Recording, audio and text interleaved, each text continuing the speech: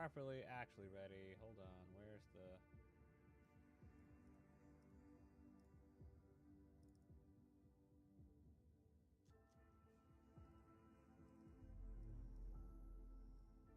Oh, mostly actually ready. Turn that on while I bug fix the camera. Oh, and of course, it's going great. Oh, it's fair.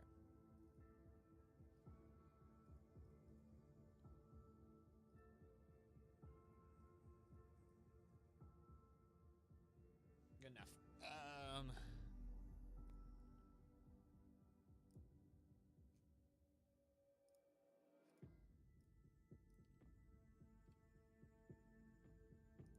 It's fine over here.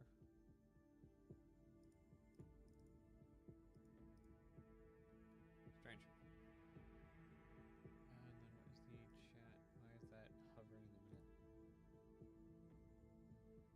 That's wild that's not matching up. But we're here. It's working. Everything's good. Okay. Woot.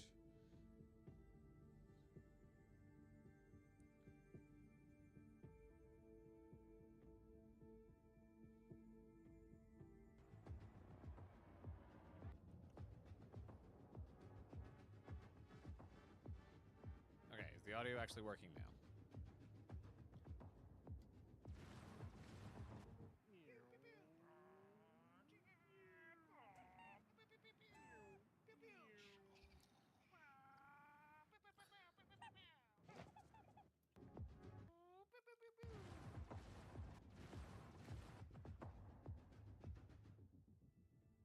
That's awesome.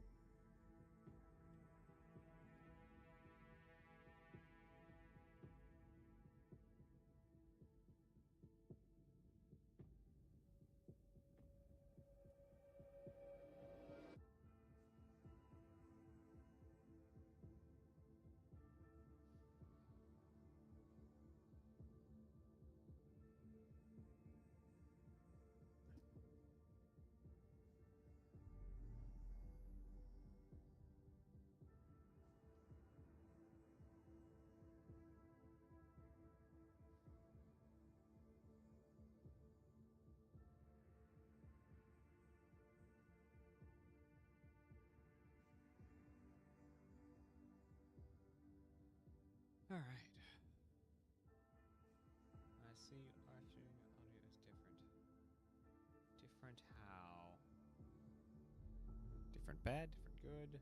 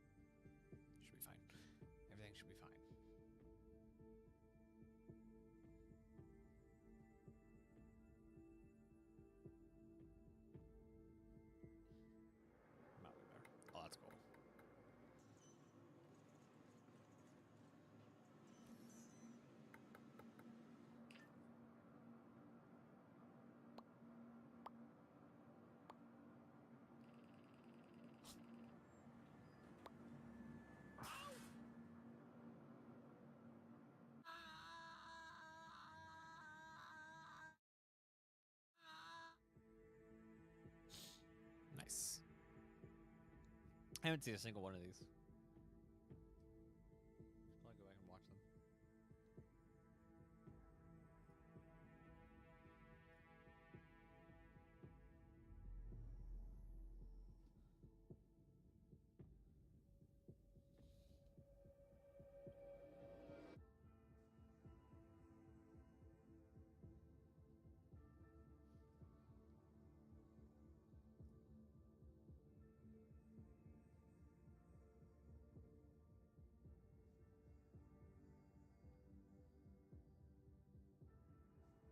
I really miss when they do directs, because this is the second one they've done. They really don't have the interstitials with Jared in them, and I kind of miss those for CitizenCon.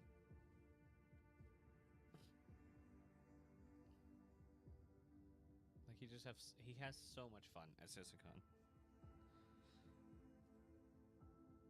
and that is really lost when they do virtual ones.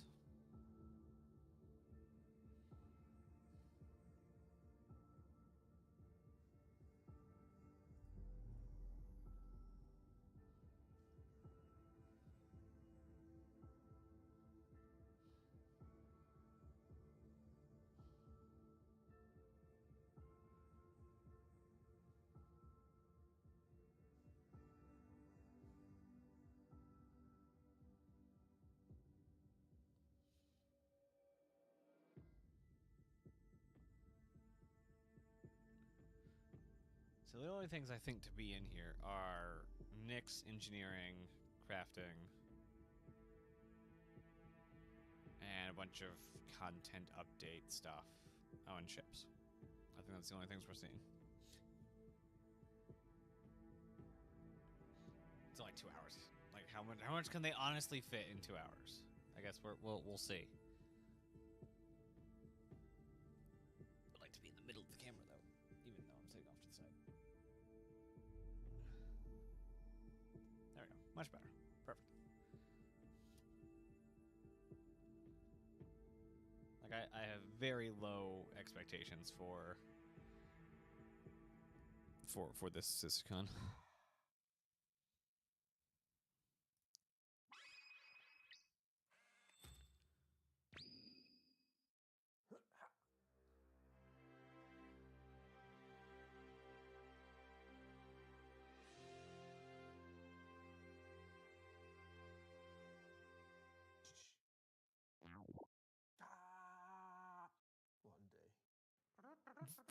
Okay.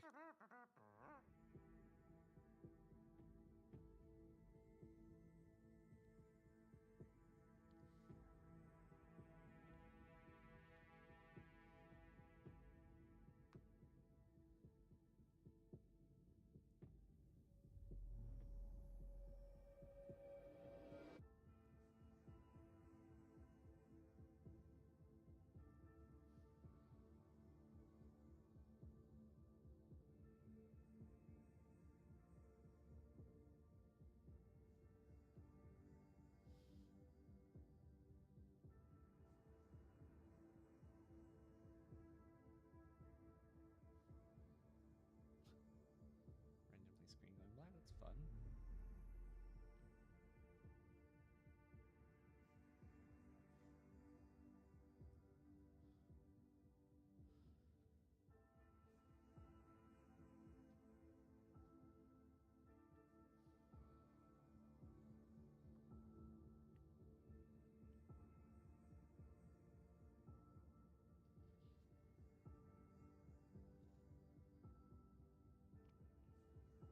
I don't know why.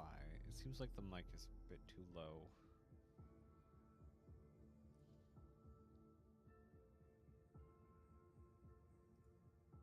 Is that gonna work? Nope, that does not work. Does not really work. I mean, I gotta like speak in actual volume into the mic. It's terrible. Horrible. I guess I'm feeling just kind of low energy today. It's fine. But we'll be streaming about till 6. Wow. It's about 2. We'll be streaming for about 4 hours.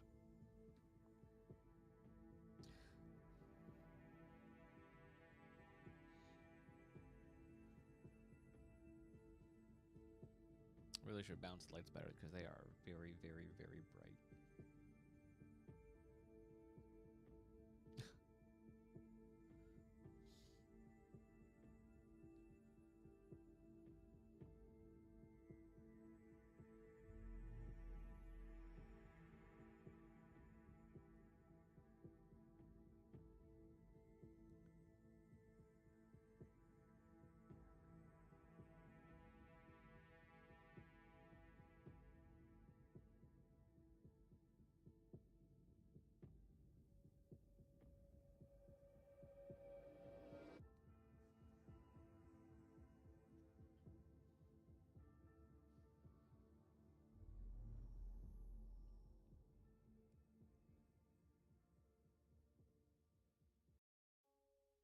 This year has marked a turning point in Star Citizen's history. We have finally moved past the question of whether we can build an architecture to deliver a universe with incredible detail at massive scale, seamlessly, and where thousands of people can all play together. Server meshing has been working pretty much flawlessly at scale for the past 9 months. It has brought a more populated and active verse with up to 700 players online and in the same space at once. It's greatly increased server performance and delivered a much more responsive player experience. I couldn't be prouder of the team. They delivered something no other online game does presently.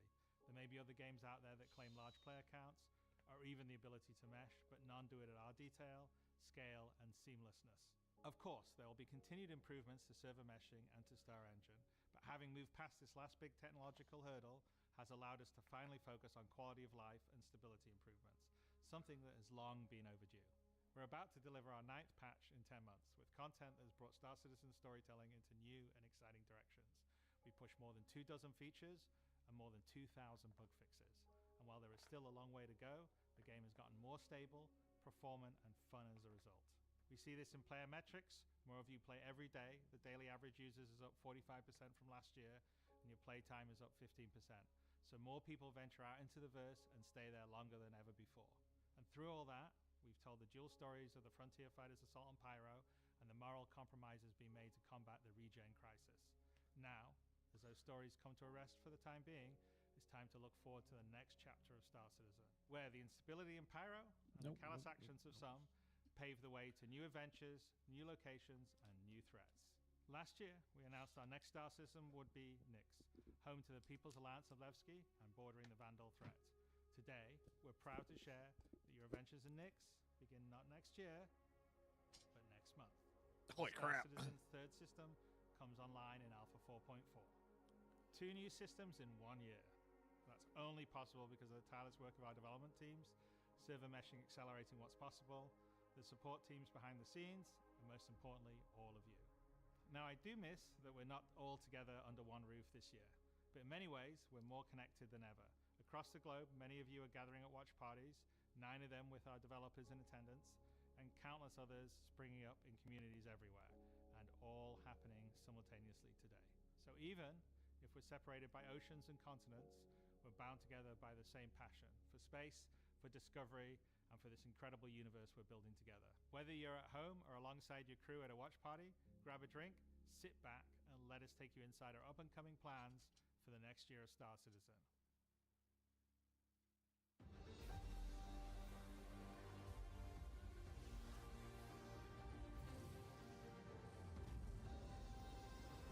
Watch this be on the wrong screen.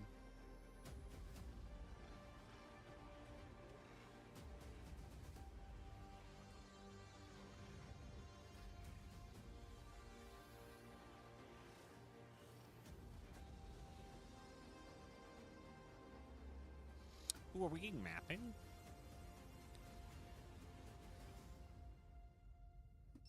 So, the graphics last year actually meant something, so I'm reading way more into the graphics than I should. Also, that's Nyx. And that's the... not Peregrine. The Anvil one. Paladin? With the foundational technology now in place, the content development of the game is no longer restricted, allowing us to forge ahead with building out our first 5-star systems. Nyx will see the much-loved Levski landing zone added back to the verse, while also bringing you one of its most iconic landmarks, the Glacium Belt. Here, you'll experience a new combined arms operation that will introduce new factions and new adventures for you to discover. With this edition of our third star system, we're also going to do something that's at the heart of the entire Star Citizen experience, and that is to build it right in front of you. As we have done this year, with the addition of several major locations, such as the Hathor facility or the Lazarus complex, we will continue to unveil new Nyx content throughout the year. It's a slightly different approach to how we deliver Pyro, but we feel this gets the content into your hands sooner and shows our intent as we continue our march towards 1.0. I'm so incredibly proud of the work our teams have done and are continuing to do, and we're excited to have you on this next step of our journey. And as with any journey in Star Citizen, that begins with a little story.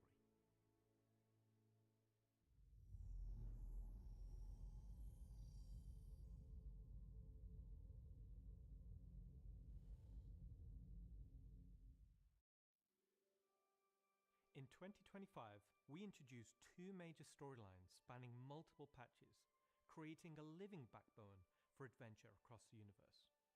The first was Pyro Must Burn.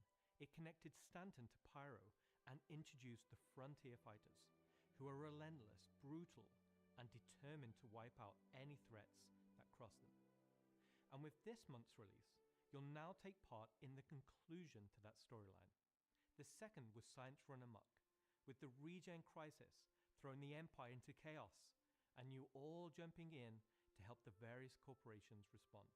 Through that journey, we pulled back the curtain on ASD and its shady practices, uncovering long-forgotten Onyx facilities, and met new characters like Dr. Logan Yorit and Detective Arkham Mella of the Hokro Agency. And just like the Pyro Must Burn storyline carried us into a new system, Science Run Amok is now setting the stage for Nyx, the next step in the larger story we're telling on the road to 1.0.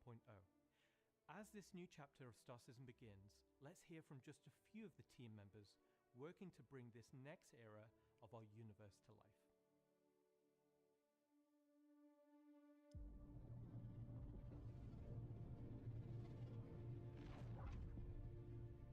When the Nyx system was first discovered, the United Empire, or the UE, came out and did scans and kind of found out that the system wasn't really worth settling. The planets were too hard to terraform, the resources were too tough to get, so they opened it up. And one company saw opportunity where the UE didn't, QV Planet Services. And so they expanded into the system and tried to mine as much as they could, making a very slim margin by the sheer quantity of resources they were pulling out.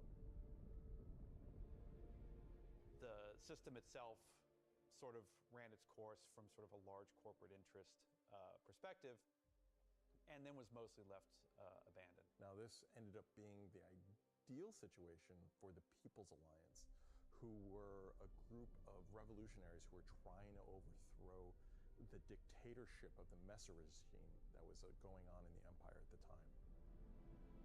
So they went to the Nyx system and established what became known as Levski. They wanted to make it everything that the UEE wasn't at this time.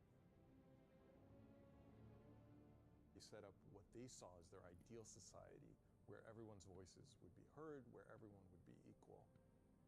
But they've fallen onto hard times. So Nyx today is kind of at an interesting point in its history. Now that the UEE has kind of transformed itself into a democratic society, what is their role? What are the People's Alliance rebelling against? And they still see the Empire as being inherently unfair. They see their role as still trying to create a free and fair society. But on the other hand, they have more problems than ever, and there's new threats lurking around every corner. And they have to ask, are they prepared to handle that? Or do they need to turn to the UEE for help? Interesting.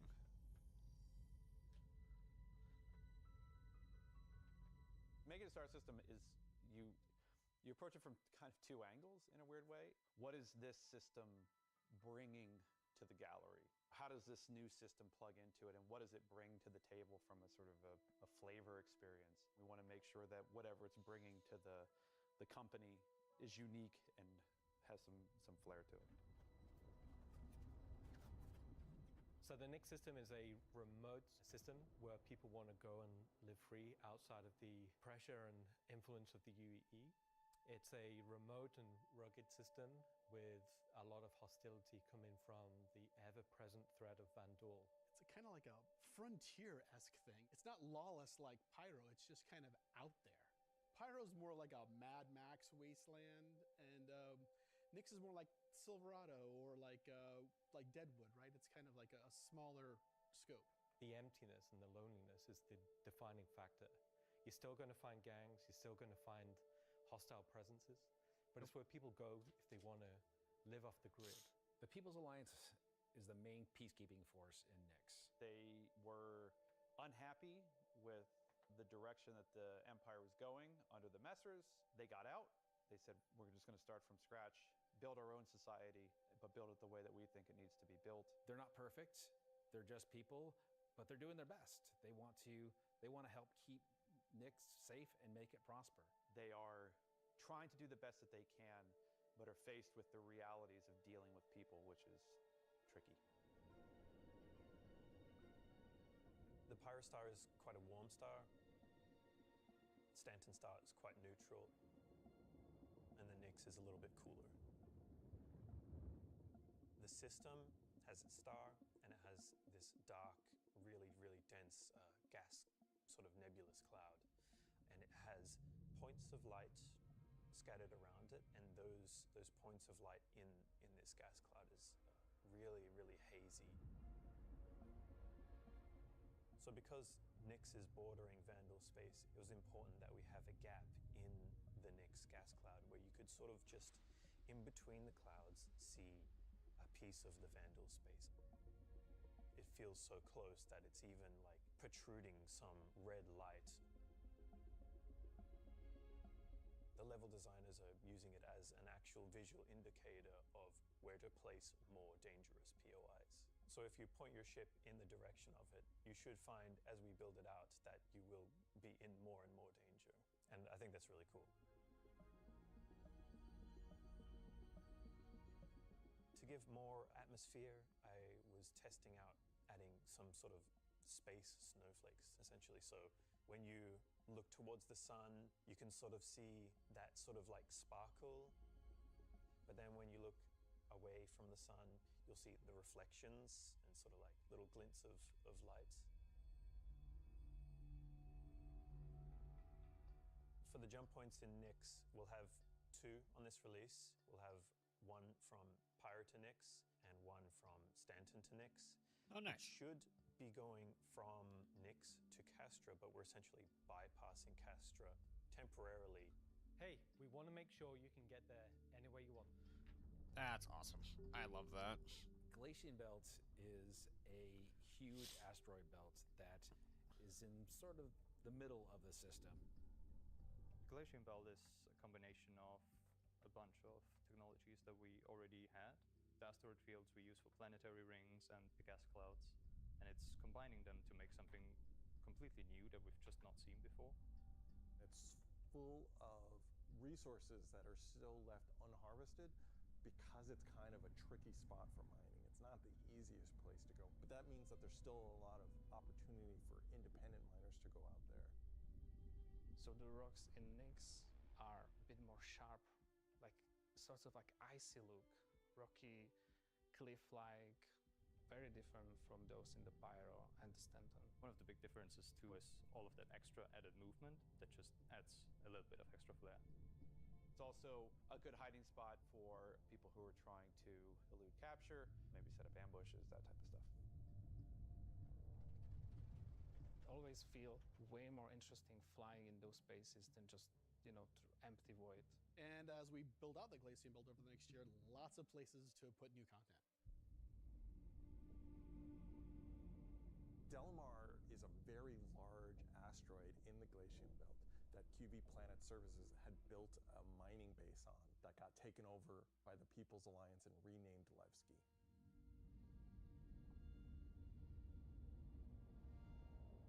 Levski is our first and biggest social outpost for Nyx. It's kind of like the place where you stop before you do your panning. So it's kind of a San Francisco before you go out to the gold rush. It's going to be the central hub for trade and hauling and all of the commerce within Nyx and also from Nyx to other systems. But it does have a seedy underlayer to it. Over the years, we are sort of improving the generation method of those asteroids to culminate towards this specific point to make large explorable location. When you fly towards Levski, you see this huge gas ring around it, scattered small, mid-sized pieces of the asteroids. Well, Levski is immediately apparently unique by the fact that it's a facility clamped onto the side of an asteroid. The breathtaking views of looking into the belt instantly gives it a unique charm and flavor. As you approach, you'll initially see a very dramatic borehole that goes all the way through the asteroid.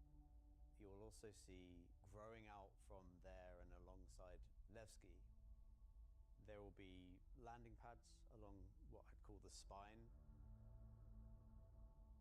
Lots of industrial pipes and transport systems to bring out the refined mining materials when it was a mining station.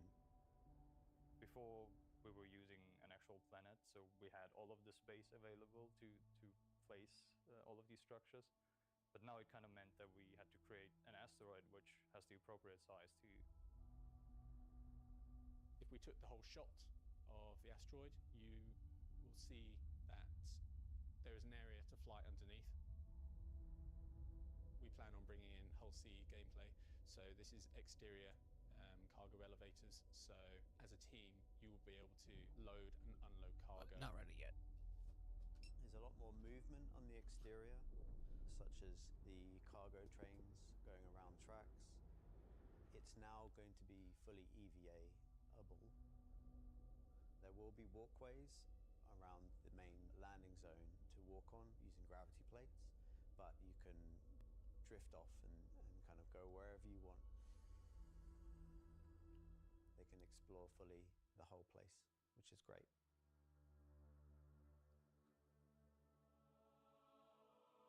Unlike the majority of anarchists living in Pyro, there are people here in Nyx that care. It's not a downtrodden or derelict, dilapidated location. It has a sense of order.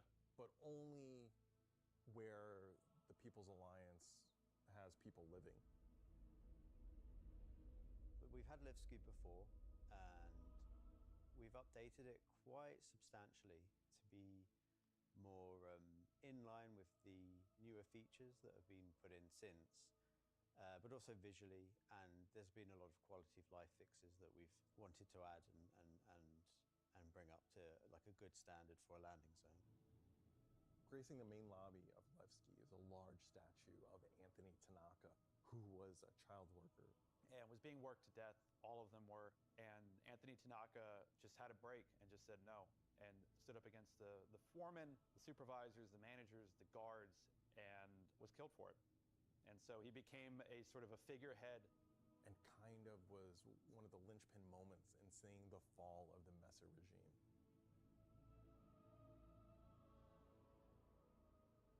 So if you take the elevator up to the top deck, you'll see the top view and the cargo area as well. So you can go through the cargo shop.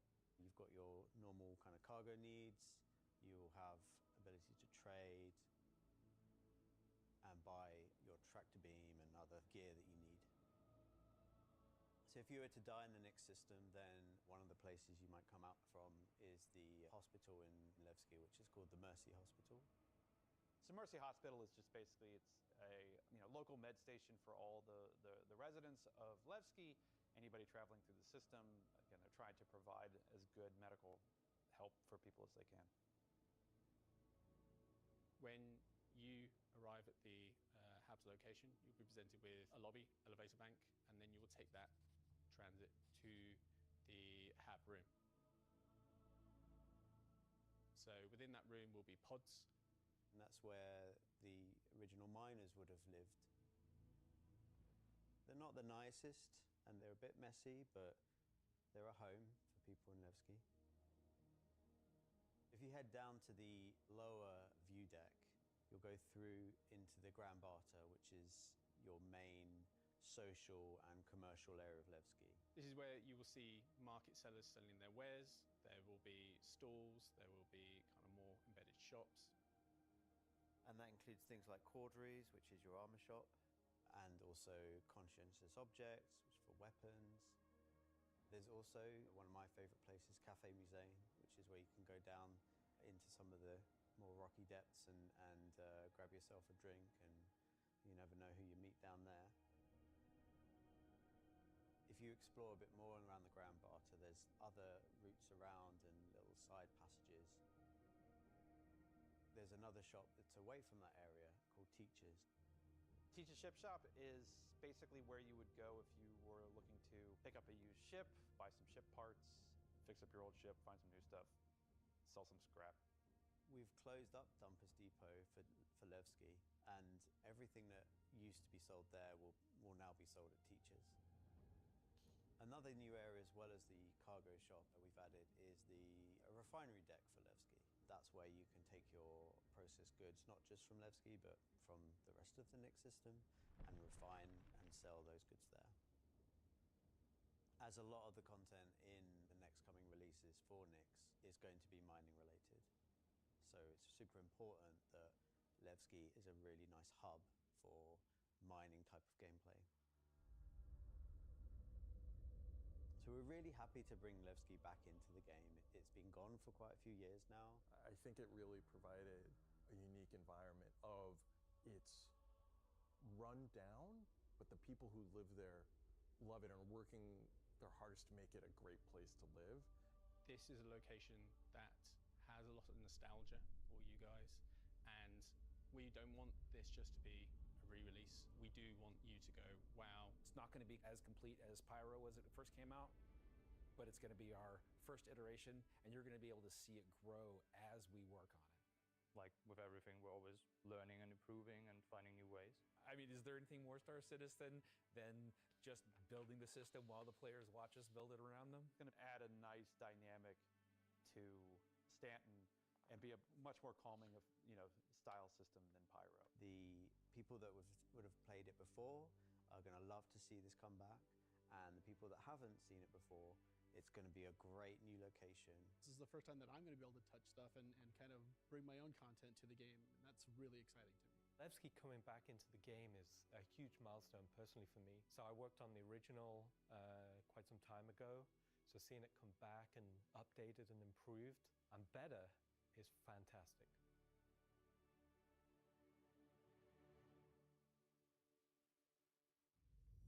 Too bad it still looks so run down. They were talking about it like it's not run down. It looks so run down still.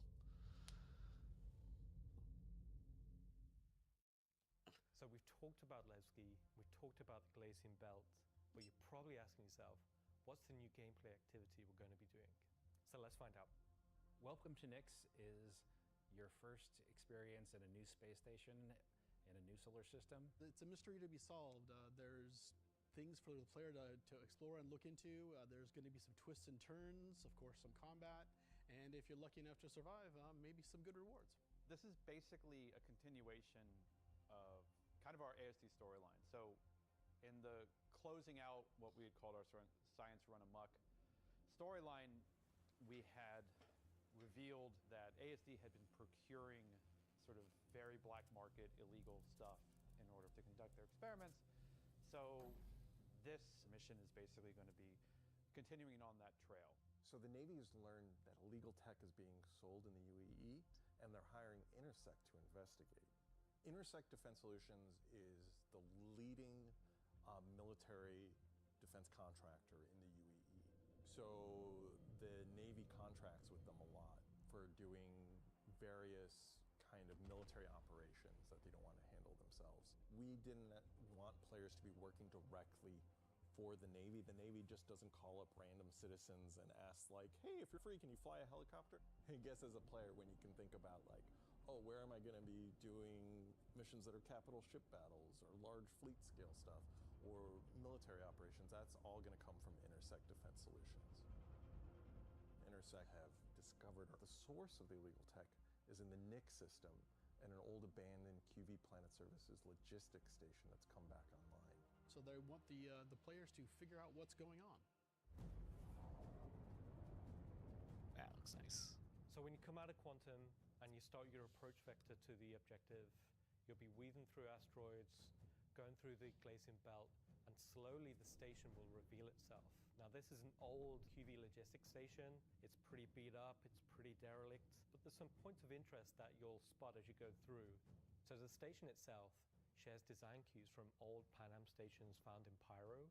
This architectural design found its way over to the NIC system as the system was being established, but you'll also see some additional design cues that QV Planetary Services were adding, so it's a nice transition architectural point. It's fairly skeletal in design. You'll see logistics yards and cargo yards, but also facilities pinned inside the asteroid, creating this network of facilities. You'll notice there's a Polaris near the main hub. It's not a normal Polaris. It's damaged, it's broken. It's not a standard corporate Polaris. So at this point, you should be asking yourself, who does this belong to?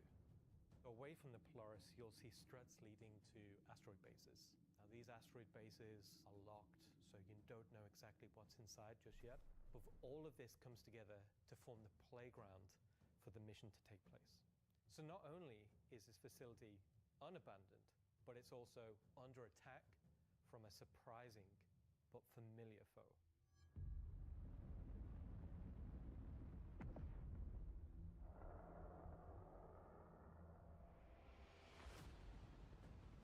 Oh, it is?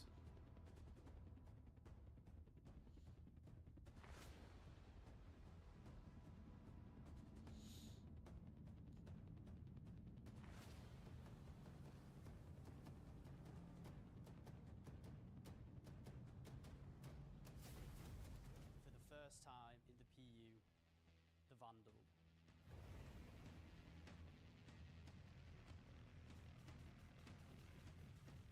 So the Vandal are a nomadic, very, very, very violent spacefaring race.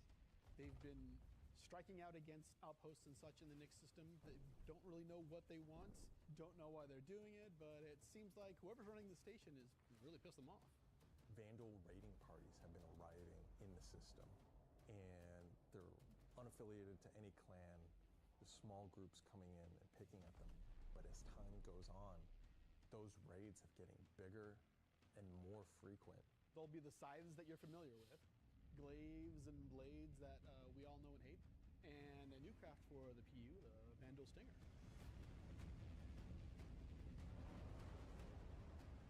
You will be contacted by some civilians on arrival asking you for help.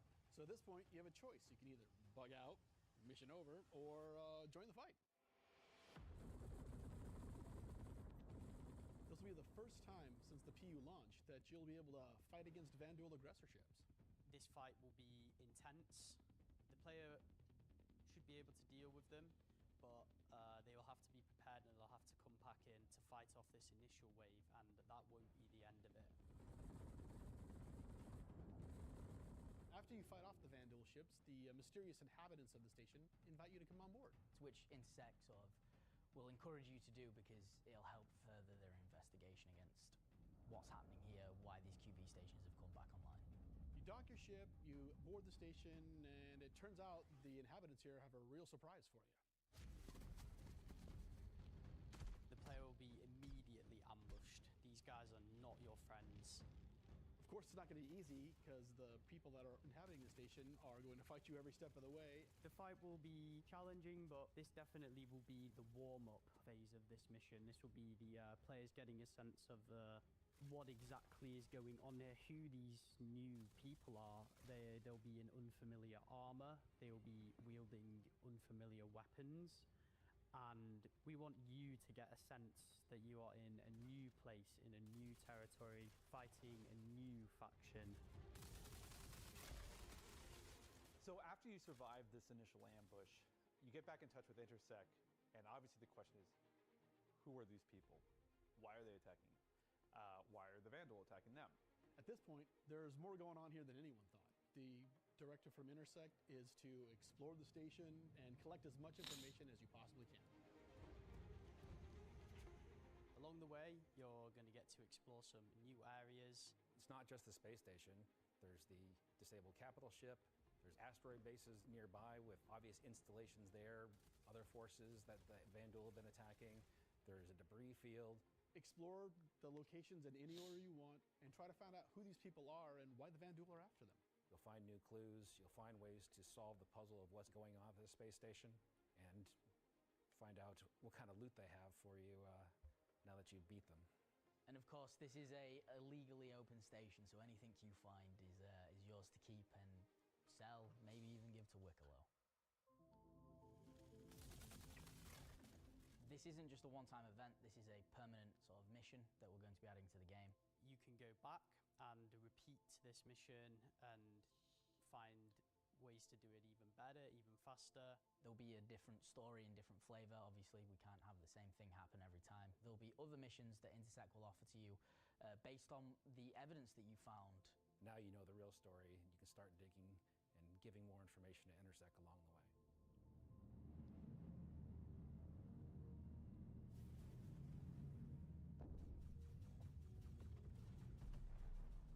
I'm super excited to finally see the Vanduul in the PU. I'm excited to bring cool Vanduul ship combat to SC. Players in the PU will now get to face down these awesome ships and get a taste of like we already have it in Arena Commander, where you get to fight the Vandal Swarm, and being able to do that in the PU is going to be, I think, a heck of a lot of fun.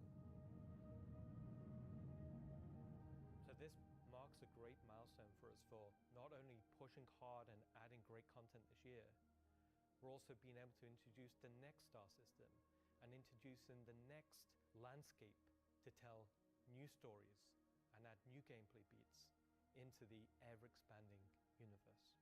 So we'll leave 4.4 there. If you're at one of the watch parties, please raise a toast to the great work that all the teams have been doing this year. And I'll be right back in just a few minutes to look ahead at some of the things coming in 2026. Well, praise God for that. Actually looks really cool. Awesome. Hello, everyone. Hey, we do get to hear from Joe. And That's welcome awesome. to the Voyager Bar in beautiful scenic Orizon, where the staff of Cloud Imperium Games Manchester is gathered for their very own CitizenCon Direct watch party. As the dozens of such events happening at locations around the world, we've gathered today to watch this sneak peek at just a little of what the next year of Star Citizen has in store for everyone. Oh, that was really good, everybody. I'm Jared Huckabee, your host for the festivities and for the show today, and let me tell you, it's not a joke. It's super not a glad. gag. Next week, we're hitting our 9th patch in 10 months, and then in November, we're going to finish out the year strong with the long-awaited arrival of the Nyx system. And in case you missed it because you were chatting with friends, hi. It's not the lawless wasteland of Pyro many folks have been speculating, but an independent system with its own set of rules and laws and multiple ways to get there.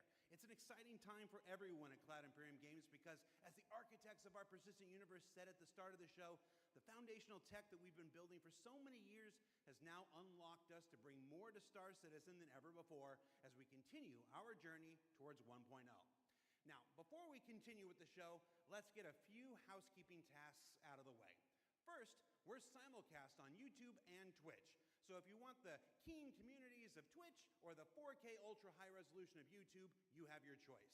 Second, throughout the broadcast today, we want to see and hear what you have to say along the way, and you can tell us on social media by using #CitizenCon. We're especially interested to see any photos from those watch parties that are happening across the globe, and we're going to find some way to bring a few of them into the broadcast later in the program. Third, we've also had a CitizenCon contest going for people to create their very own slice of life in the PU videos, and we played the winning entries during our pre-show countdown. The offerings were super varied. The idea was to work with a team to show the life of a miner or a hauler or a bounty hunter or whatever. But one guy just said, I'm going to make a video about how awesome I am. And I respect that. So shout out Nocturnal Revenant. I don't remember if you were one of the winners getting an L21 Wolf from Kruger for their efforts, but you won the coveted Disco Lando Complete Narcissist Award. Good job. And to all the winners, I'm sure someone will either be in touch with you about your wolves or they'll just show up on your accounts. I really don't know how that process works. Probably would have been good to find out before the show, huh? He's so afraid. Either way, if you missed the pre-show and are curious if you won, you can check the replay after we're done here today. All right. I just realized that my bosses, Chris and Sandy, are sitting in a movie theater watch party in Switzerland right now. A completely captive audience. So real behind the scenes here. This is especially torturous for Chris right now because he's super excited about the next segment we've got coming up. Aren't you, Chris? And you're just sat there right now, forced to watch and listen to anything I say. Do either of you regret that decision so long ago? All right, so I've probably pushed my luck enough. Let's get to the next thing. Awesome. When Nyx arrives next month, it'll have Levski, the Glacium Belt, and the new Welcome to Nyx operation we just discussed. But throughout 2026, we'll also continue to build the star system out with new features and new technologies that will not only set Nyx apart and give it a unique identity from its sibling star systems, but continue to set Star Citizen apart from other video games altogether. Now, at this point, if you're running one of the watch parties, you're going to want to crank your speakers up for some brand new music from the maestro Pedro himself. And let's take a look at some of what the next year has to offer for the Nyx system.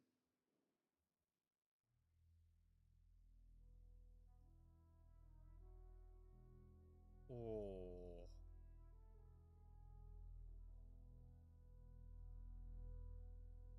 At Cloud Imperium Games, we believe art inspires the best technology. And through the development of that technology, it pushes us to create even better art. When Genesis comes to the persistent universe starting next year, it will change how you experience every world. And not just in the building of the new planets for the Nyx system. We will also go back through Stanton and Pyro and reimagine them through the lens. Oh. Previously, and more traditionally, we'd create slices of biomes, like deserts or forests. This approach moved us forwards and got us this far, but solving the scale was always tricky. And for Star Citizen, we like to do scale on another level. Issues like seeing tiling from our hype maps from high altitude, or the unpredictable blending when two biomes connected, were common. But ultimately, things just never felt right. Our worlds were gorgeous, but to us, they still sometimes felt like interpretations. Now, this was a super hard problem, which we needed to solve at the scale for Star Citizen requires. We challenged ourselves to emulate nature in the most believable way, and not just on a planetary scale, but to our level of detail.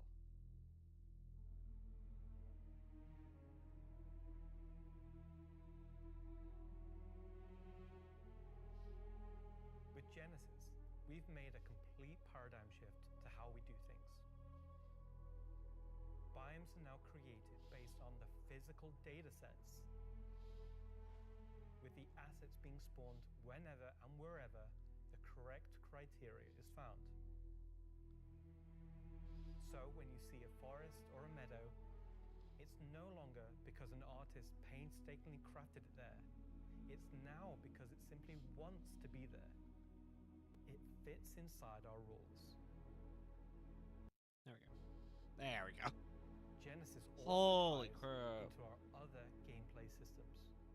Our new planets are built from the information we create for our different datasets, like height maps, humidity, temperature, soil type, soil amounts, geology erosion data, to name but a few.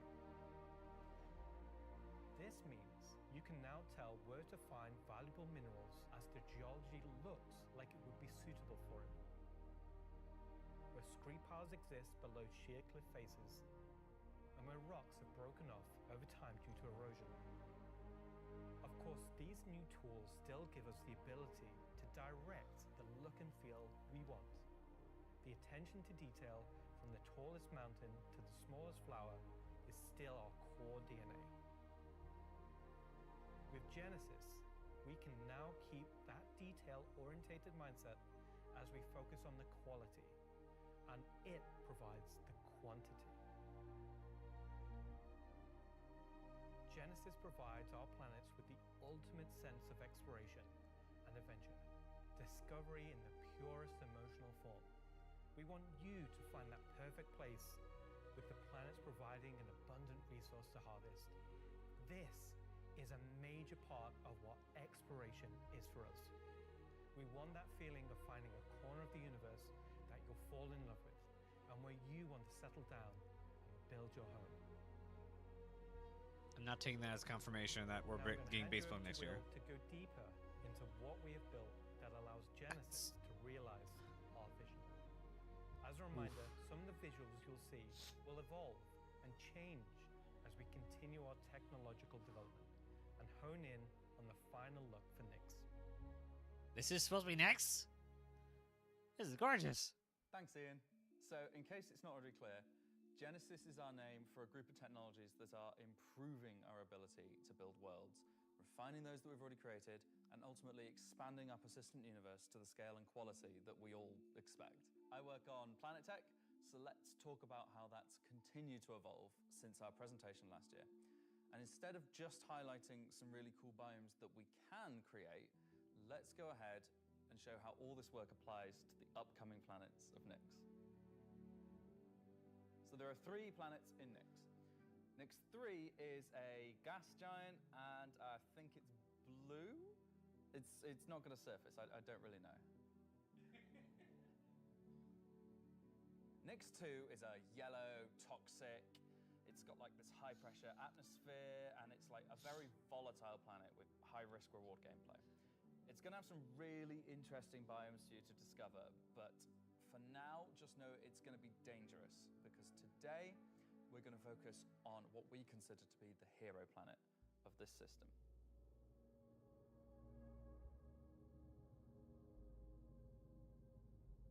Nyx 1 has got a rugged, remote beauty. It's got a diverse set of biomes, from weathered rocky mountain ranges to vast sweeping forests and grasslands, and from damp, expansive wetlands to claustrophobic, festering swamps. Wow. These core biome concepts give us a fantastic platform to hone our technology, in some cases because the current tech couldn't do them at all, or because we want to completely step up our game for them. So, let's approach this planet in much the same way that you, the player, will, from orbit. The orbit appearance of the planets going forward is far more tied to what is present on the surface. Previously, we had different data that drove the orbital and ground colouring. That's because the orbit was designed to look like vegetation that we'd place on the surface, and the ground colouring was trying to be a mix of soil, rock, and the organic compound colouring that forms the kind of colours there. Now we author much more of the data in a unified way. When you look at Earth, you see blues and greens for ocean and vegetation, and brown or yellowy tones for sand and soil. We wanted to keep it as simple as that. The same set of textures and data that define the colour of the soil, sand and rock on the ground are used to create the orbital look. We then assess the presence of vegetation and competition between different species on each part of the planet, and use that to blend in tones of green, including variations due to species health and the current season. This creates a far more complete image and allows you to identify features, geologies, and potential points of interest all the way from space.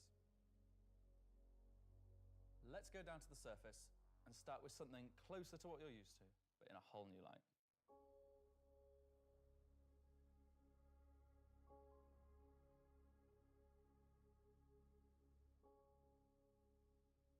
When we approached the surface of the planet, we wanted to start by focusing on just the soil and rock. One of the things that was missing from our terrain previously was simply feature complexity. Looking at our contemporaries, we lacked detail at the ground scale. To combat this, we've added a new layer of data. That layer is called the medium tiles. Nice. These are intelligently placed on top of the existing 4-kilometer terrain tiles based on slope, soil type, and other erosion data.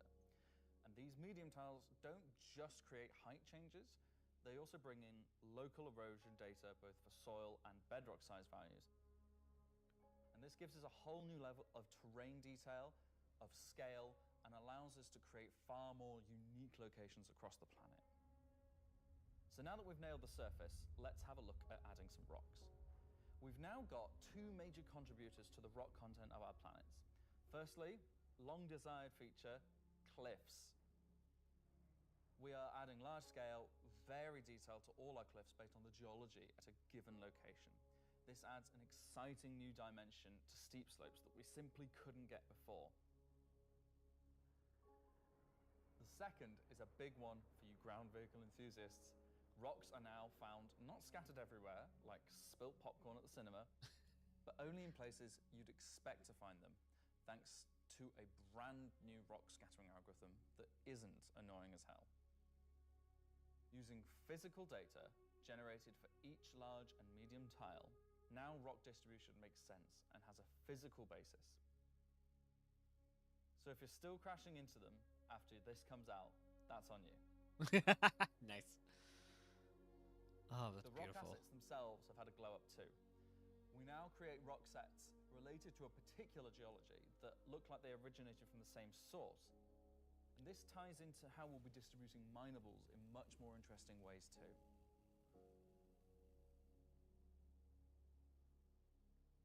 So now that our base terrain and rock scattering looks good, let's add some vegetations and explore some additional biomes.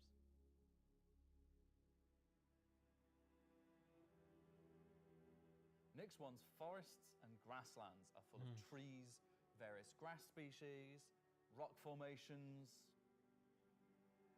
and they're found in all sorts of elevations like mountain valleys, open plains, and dense meadows. And when we start to add a bit of fresh water, they begin transitioning into more wetland type biomes. And while forests are super cool, let's focus on the grasslands and wetlands today. So, how are we making these look so great? Obviously, we've had grass before, but never meadows of it. Because until now, we haven't been able to spawn grass in large enough quantities or effectively represented at distance. So we're stepping up our game in terms of spawning, shaping, and shading grass. With Genesis, we now leverage GPU spawning to create vast quantities of assets across all biomes, whether it be dense meadows or more complex collections of ground cover like you can see in these wetlands. We are also able to fit our grass tiles to the ground by conforming them to the unique terrain underneath.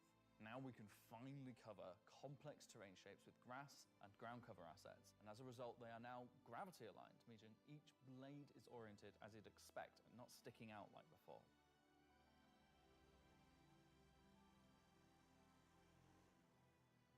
Next, let's take a look at how we light our grass. Now, as in real life, the shading of a grass blade, or indeed a whole field of grass, is lit very differently to like a flat surface. We now use a solution that shades meadows of grass far more like fur or hair. And this, if you think about it, makes sense. At a distance, a field of grass is far more like a carpet or cloth than a flat surface. This improves how our grass looks from a near perspective, as well as bringing us nicely into how we're solving the distant representation of grass. So, let's talk about the distance problem. One of our biggest achievements with Genesis is allowing us to build beautiful biomes out of flora and geology assets like a building set. Can I say Lego? No. Too late. But in the past, this broke down very quickly when objects simply disappeared when viewing the same biome from 10, 20, 100 kilometers away. Because we don't hide planetary transitions and allow you to view complex regions from very large distances, there are almost infinite perspectives from which you can see a location in Star Citizen. So, how can we afford to evaluate complex spawning logic at runtime for the entire swathes of the planet? Enter the virtual terrain. Virtual terrain, or VT for short, is how we now cache and represent our terrain at varying scales. This has been the enabler for all of the lovely advances in terrain complexity and asset spawning we've shown so far. And it's also how we now evaluate and represent vegetation from a distance.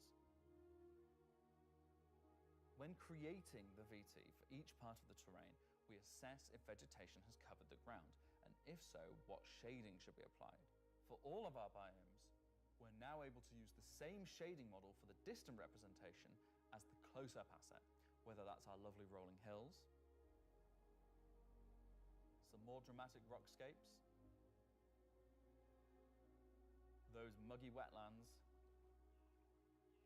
or even our festering swamps. So yeah, we didn't forget about the swamps, and they're coming to Nyx 1 as well. Built using the lessons learned and all the technologies we've developed, these swamps now spring into existence from the planetary data. This biome combines all of the elements from the other biomes we've shown you today, from water interaction, denser spawning, unique ground coverage, and I think it creates something really unique.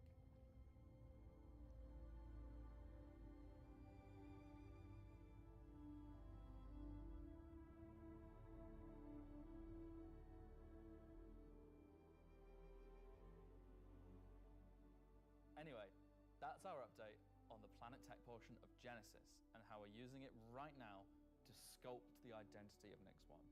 And I hope you're as excited as we are to explore this and everything we haven't shared yet next year. Can't wait, that's As you can awesome. see, Genesis is now inspiring everyone here to create planets of the quality and believability we've always strived for. A meeting of technology and art that I truly believe will set our worlds apart from anything we've done before. And with that said, let's move on to a little travel between systems, literally.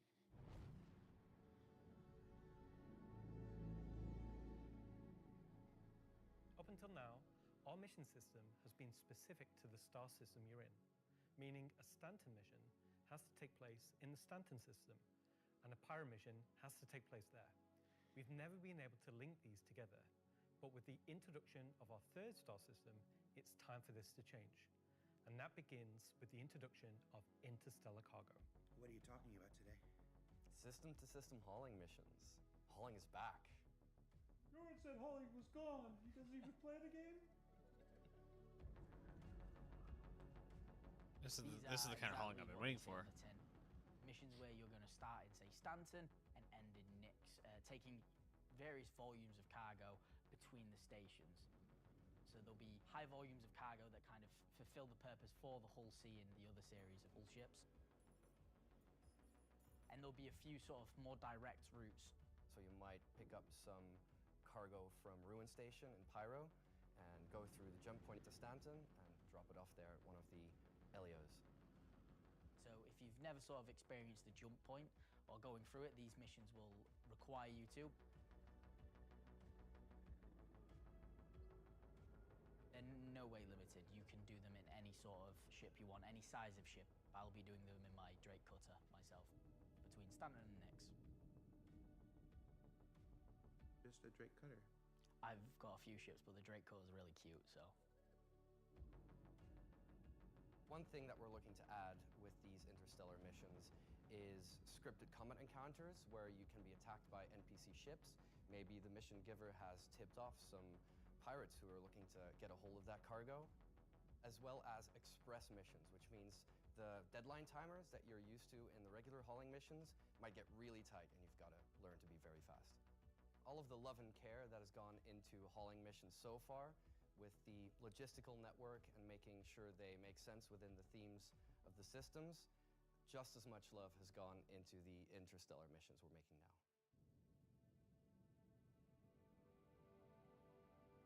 At the start of the show, we said we was going to build out the Nyx system right in front of you after 4.4 launches next month, and why we want to keep as much of what we're doing behind closed doors so you can discover it for yourself, in-game and on your own. We still are excited to share with you a brief look at one of our up-and-coming locations we're calling Rockcracker. Oh, wow.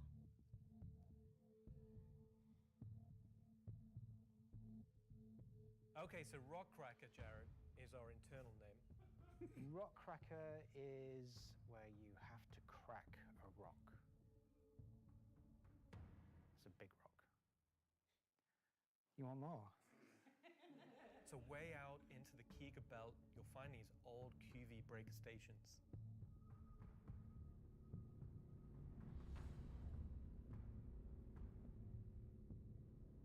These were originally industrial facilities breaking apart large asteroids and mining them down. But since they've been mothballed and been left abandoned. So you're going to have to find your way inside and thinking about how do we bring this facility back to life. It's not just about flipping a switch. As you bring these stations back to life, you'll be lighting the beacon and calling attention to these long forgotten places. One of the main features is the laser head, which will require certain things to get working. It's up to you and your friends to find how to get in. There'll be a variety of options. Whether you're discovering the bowels of the station and mining your way through long forgotten tunnels, or you're going through the main laser entrance. Now, as you're traversing through the facility, you'll find the old engine room. Now, there may be ways to bring the facility back to life, kickstart the engines, and bring power to different parts of the facility. Maybe eventually bringing the laser back online and cracking some rocks. The secondary gameplay loop is FPS combat. You're not there by yourself. There may be squatters and outlaws in these stations trying to stop you from what you want to do.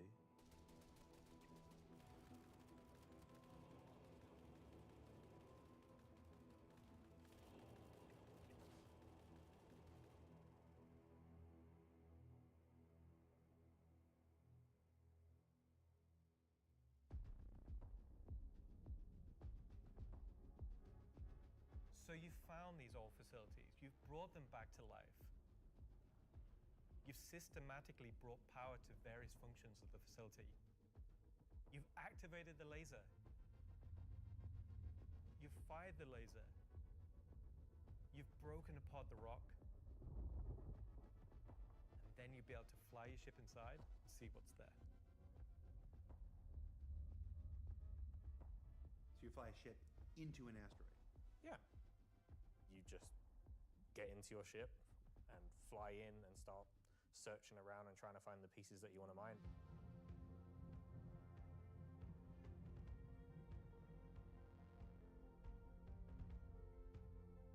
I'm really excited about Rockhacker because it's a sandbox activity. You can kind of go to these whenever you want to. This content is for players who enjoy mining, who enjoy exploration, investigation, and don't mind a little bit of FPS content while they're there.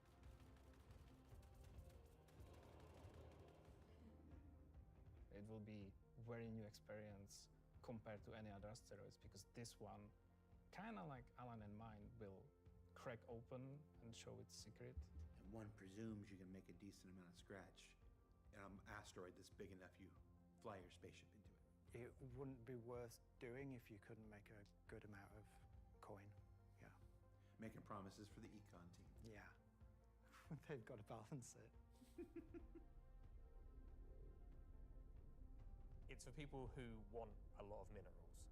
When crafting comes in, when all the other mechanics and features that we want in the game for 1.0 come in, it will be a place where like an organization or a group of like 5-6 people could come and just get a monumental amount of minerals.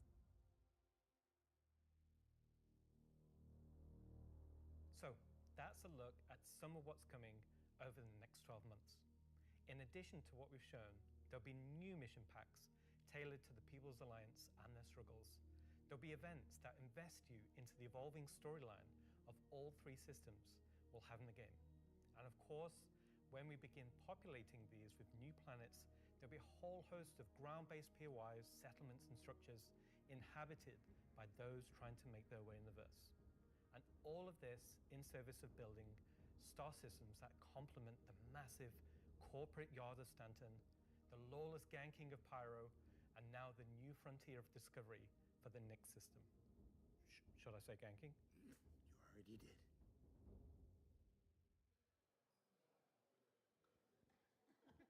Good job, everyone. So yeah, a whole lot to take in there. Interstellar hauling is the beginning of a massive expansion to the mission system that'll let us connect these 3-star systems like never before. What else we got? Rockcracker. Rockcracker is just one of the next operations that'll be coming to the Nyx system in the first half of next year, where you're going to fly into an asteroid and do that thing that miners love more than anything else. Complain about PvPers getting in their way.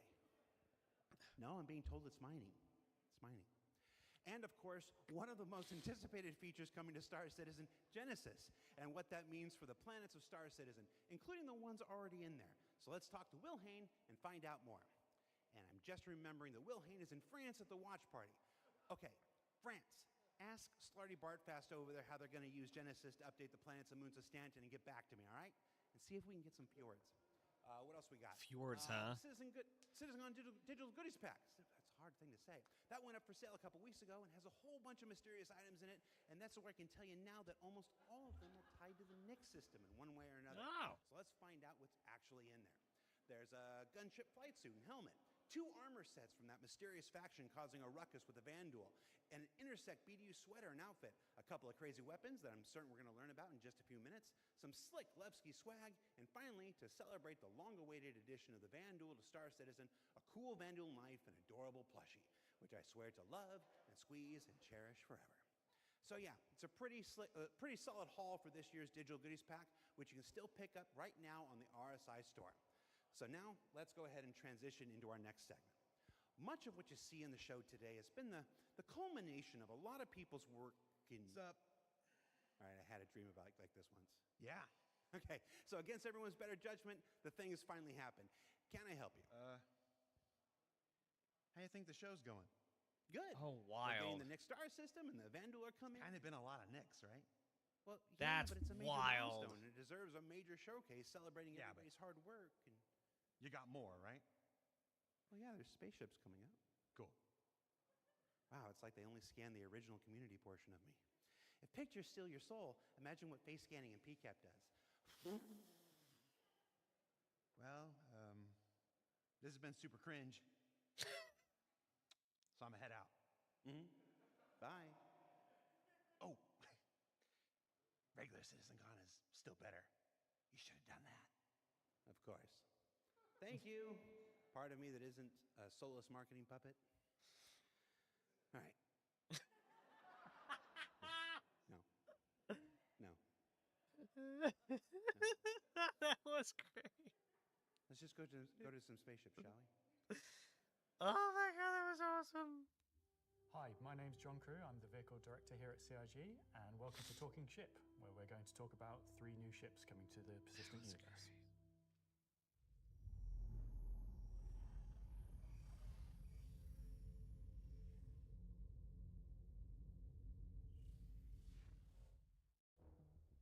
Last year has been pretty hectic in terms of vehicle deliveries. I think we've delivered the most we've ever done in a 12-month period, and we've covered all the way from tiny little snubs all the way up to capital ships. We've kind of filled out a few little gaps. We've introduced some new ships by some old manufacturers. We had the Polaris come out, and obviously people have enjoyed playing with that. We snuck the Idris in without none of you expecting it for a while, and it's been a busy year. It's nice to start revisit some of the older catalogue and some of the bigger ships again. I think my favourite ship from the last year is a tie between the Wolf and the Golem. Favourite ship in the last year? Probably the Wolf. I feel like it's the obvious one. I'm trying to think of something else, but I really like the Wolf. Everyone's mentioned the Wolf. The Wolf's everyone's favourite. The Wolf, obviously, a return of Kruger, a completely new aesthetic to the game. The Wolf was, you know, it was kind of everything we set it out to be, and it revived an old manufacturer. We've not seen anything from a while, so yeah, I'm going to say the Wolf. The Golem, I think, is just an incredibly well-formed ship in such a small package. It really just shows off that Drake aesthetic, giving you the absolute bare minimum needed to perform a role. I honestly do really like the Zeus. I think it came out really well. It's kind of hard to pin down a favourite, to be honest, because we've released, you know, a lot of really cool ships. Next year, we've got some super exciting ships coming up. We're ticking off a few big ones, which is good. We're going to see, again, maybe some ships from some manufacturers that don't have that many in their lineup. There's a few big challenging ones starting. So they're good. A breadth of ships, should we say. The 3 new ships we're going to introduce today all tie in some way to the primary factions fighting over the Nyx system. We'll start with the People's Alliance and Anvil Aerospace. Anvil is a very military-based brand. It's been a brand that's in Star Citizen for a long time, fighting for lots of military contracts and lore, often up against Aegis, and to the point it actually beat Aegis in the past. You will be familiar with a lot of their ships' designs, such as the Hornet and Lightning. Earlier this year, we introduced the Anvil Asgard, based on the Valkyrie chassis, which is an extremely popular offering. And this year, we're bringing the concept ship we introduced last year, the Anvil Paladin, to life. The Paladin is a gunship from Anvil Aerospace designed to support ground operations. A gunship is a ship that's designed to sustain a sustained firefight while dealing a lot of damage, also taking damage. We don't have a lot of gunships in the game that are true dedicated gunships. They are quite a tricky archetype to control in game without being too powerful. It's designed with a lot of firepower and high armor and health, but very low maneuverability. It's multi-crew. It's just built purely for battle. It's got lots of armor, lots of guns, big guns. It's got a very similar squat kind of form to the Valkyrie. It kind of reminds me of, I guess, like a pit bull. Obviously a very menacing silhouette. It looks quite forward-weighted in its stance. It feels like it's coming towards you even when it's just sat still, and I think that's something that helps with it feeling intimidating. If we swing round, following the ship round clockwise, what you'll then see is the first of the side turrets. If you notice the canopy, you'll see that there's a fairly thick space between where the glass is and the hull exterior. That's because it has deployable armor, which can come out and give you a little bit more cover while you're actually attacking the target head on. It's got these really nice kind of dual connected wings with the turrets out on the sides, just to try and give as much kind of range for those turrets as we can get. Which is controlled by one of the 2 remote stations underneath the bridge. If we come around to the rear, you'll see a rail. Now that rail mounts the main turret of the ship, which is controlled by the co-pilot. So you've got full 360 coverage underneath, full 360 coverage on top with it, and then the side turrets also have 360 coverage that way around and 180 out sideways. So really you have, between the turrets, pretty much 360 coverage in all directions. One of the unique things about the Paladin is all the turrets are remote and all the crew are located in this one central 2-story room.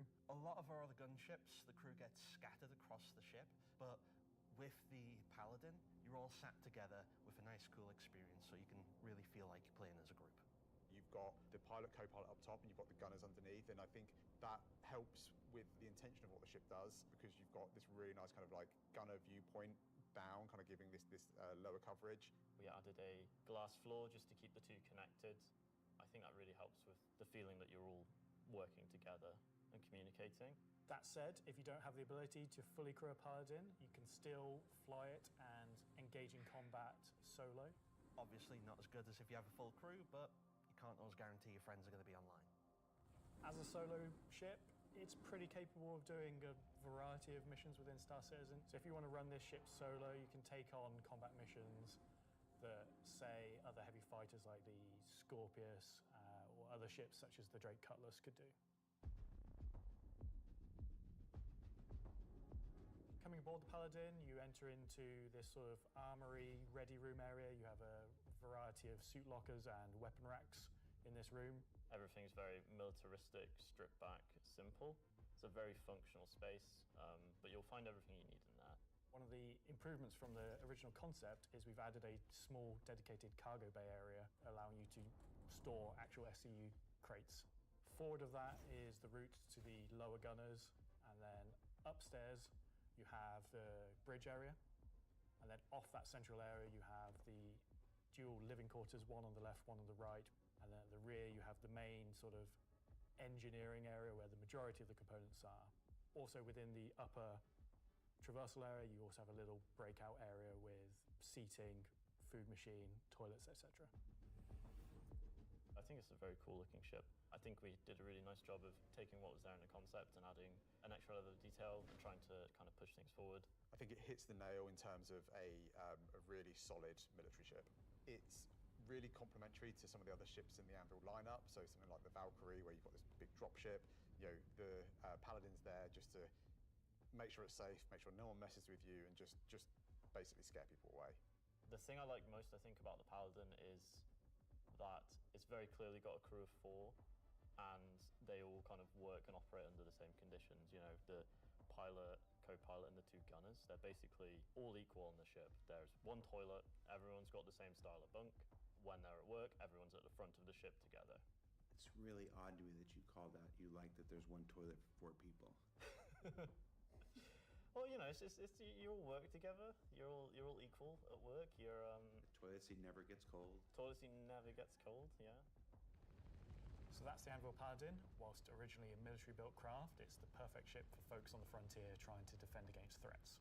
And talking of threats, let's move to our next ship, a replica from Isperia.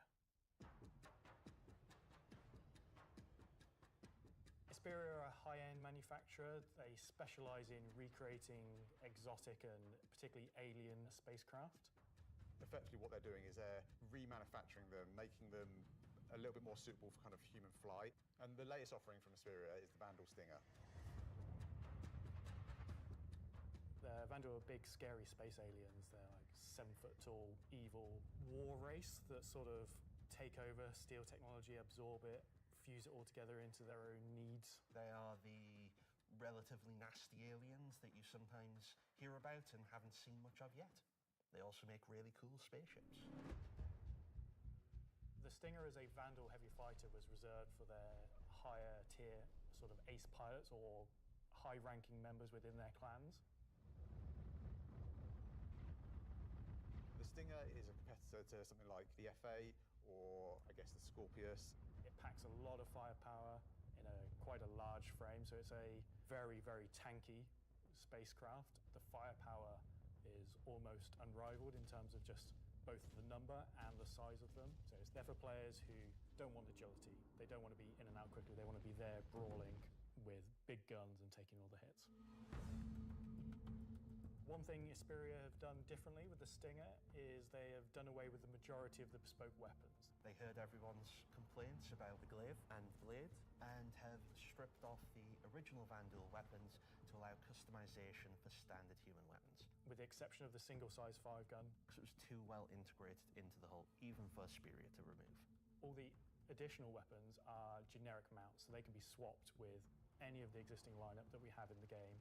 By doing this, provides greater flexibility to the end user, and this is something Isperia wanted for the civilian market. For that one bespoke weapon, the size 5 plasma cannon, functionally it is the same as the existing size 5 plasma cannons on the Scythe and Glaive, but it is a sort of Gen 2 model and wraps it in a different aesthetic compared to those models. You'll see they're very much older Vandal styling. This is much newer Vandal styling, but underneath it is the same weapon that people have used for years. Our job as the vehicle art team on the PU was to take the Stinger from the squadron team and prepare it for life in the PU. We took an opportunity to take, this really well-established art style and, add extra details where needed. So the exterior is a real blend of these kind of hard surface, kind of rare alloyed kind of wings, and then underneath this real kind of organic structure that kind of webs all of the ship together. It connects the thrusters in, it connects all the kind of underside of the vehicle and pulls the whole ship together. You can tell it's very different from the Vandal ships that are currently in the PU. If you take, for example, the way the cockpits are constructed. Up at the front, we've got this big kind of bubble dome that gives the cockpit quite a unique shape compared to some of our other ships, and also gives the pilot a unique position within the ship and kind of gives great visibility out the front. Boarding the Stinger is a little unusual compared to other ships, obviously being alien in nature. You're going through a ramp at the rear, and it leads you kind of straight up into the belly of the ship. There's, lots of organic detail, rib cages, kind of strange alien forms. On entry of the cockpit, the seat kind of comes down towards you, and you kind of climb over the back of it a bit like a motorbike. You're basically riding into the cockpit. It feels very much like you're being carried inside the cockpit. Into the traditional prone flying pose that Vandal pilots use. Very happy with the Stinger. I think the team have done a really good job of making something that feels different, it feels alien, but it suits our lineup of ships and it suits our universe. I think the guys did a really good job of respecting the direction and vision from the original Stinger and Vandal ships in Squadron. We've tried to take a lot of inspiration from movies and other science fiction material, but I think it sits well within the Star Citizen universe. So we have the Paladin for the People's Alliance. We have the Stinger for people that really like Vanduul and want to try and pretend to be them. But what about the other mysterious faction we have running around? So Gray Chowdhury got his start as he was working at a cargo center out in Odin.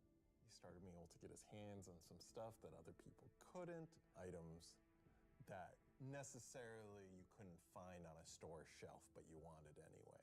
I think Gray is interested in, happy customers. Gray just sees themselves as a conduit to get these things in the hands of people who would appreciate them.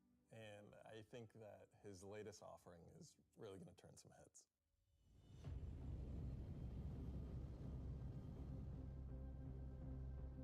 So the Shiv, well, we don't really know what it is, to be fair. It's what happens when someone who is a genius at aeronautics and ship assembly is given free rein to do whatever they want. It's the best of whatever they can find lying around, put together to make something truly unique, wonderful, arguably beautiful, and just released out into the universe to see what happens. At first glance at the exterior of the Shiv, I think most people will probably recognize there is more than a fair proportion of a Cutlass visible there, but it's had quite a few changes to it. As you look a little bit closer, you'll start to pick out elements from other ships. You've got, main thrusters that are from the Valkyrie. Even the bits that are obviously a Cutlass have had panels welded on, panels removed. The top turret, which is now remote, is just this hodgepodge amalgamation with multiple other ships' turrets. And then the changes continue onto the inside where, again, it sort of feels Cutlass-like, but then you'll find there's bits of Crusader ships just integrated into the wall instead of what was there originally. It has lost its side entrance, some of its cargo capacity, but what it's gained is it's gained visually more powerful thrusters. It's gained a really kind of nice set of belly thrusters. It's upped its firepower. As ever, with the refined work from Gray's Market, you can see that great care was taken to the health and safety to ensure that there's no trip hazards anywhere. There's loose cables, panels are exposed. If you look carefully, you'll notice there are tools laying around in the cockpit. It's gained a toilet. Bucket. Yeah, it's one for doing stuff, and then you need a second one to wash your hands. It's not an animal. It has very much taken that ethos of Drake and moved it down a level, which I think is quite an achievement. Just look at this thing. How do you even begin to describe the madness that created this? It's the Shiv.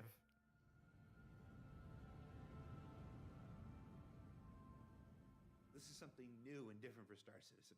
Where did it come from? I'm not going to answer that. Just Nope. nothing. Just No comment.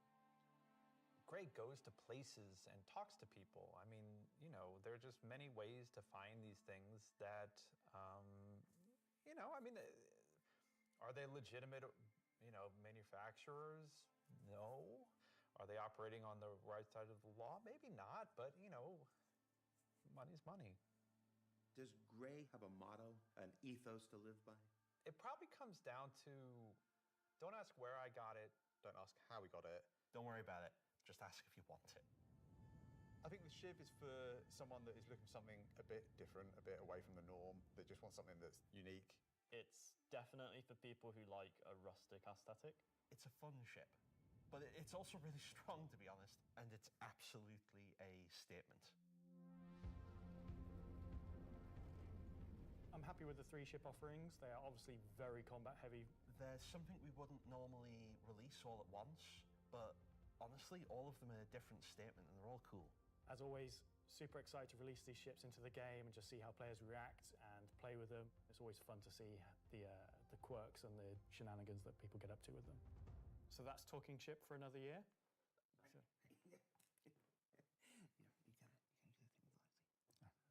Talking about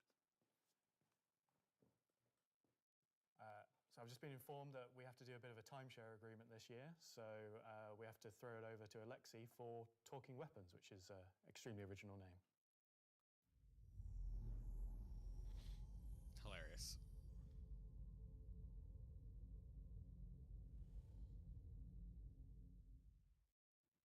I'm talking about the new edition that come out in October. The non-weapons are essentially the weapons that does not have a manufacturer, the weapons that you can think of that were made by space pirates. Gray sells whatever he can sell. Sometimes he gets his hands on some weapons that come from unknown origins. He will sell things that no company in their right mind would ever make. These are the most kind of like scrappy and taped together and the most kind of like pyro-ish weapons that you can think of. Right now we're releasing 3 new weapons. Rocket launcher, the LMG, and the long-awaited Space AK. I think this is the one that not only is the most in demand, but I've been politely badgered about the most. It's a fun rifle that basically fires energy and ballistic in sequence. So your first shot will be your ballistic, your second shot will be the energy. You'll see on the top of the art, there is a bolt that cycles the rounds, and that goes off with the ballistic shot, but it does not go off with the energy shot. And that is just like a really fun way of making a weapon work in kind of like a scrappy, glued together kind of aesthetic. The LMG, this thing is a really fun, slow-firing, hard-hitting beast. It will bring the 50 cal, and the only other weapons that have this right now in the verse are the Bearing sniper rifle and the Koda. Honestly, if you even get hit by one, you just instant tier 1 injury, back to medical. Are you even trying anymore? You know what? We made all these really complicated, fancy guns, and some people just I want a slow-firing rifle. Give me a scrap-together box that fires the biggest thing you can possibly find. We don't have a rocket launcher of this caliber. It will be 3 grenades straight together that you pull into the tube and fire towards your enemies. The cool part about it will have an arming distance, so you will not be able to just point it towards an enemy. It's also going to have a lot of spread. So essentially, you're going to have to get very close with your launcher to be able to blow up ships with a single payload in it. You can't actually aim with the apparatus, because you've got the tube on your shoulder, and you try to aim it, you'd have to physically put the tube in your head. So we were like, oh, we can't have an aim apparatus for this. And then we realized, like, it's in the spirit of being a tube that you can't use the aiming apparatus, and you just kind of like, all right, I think that's the middle of the screen, I'm going to hit it. It's in the spirit of being a tube.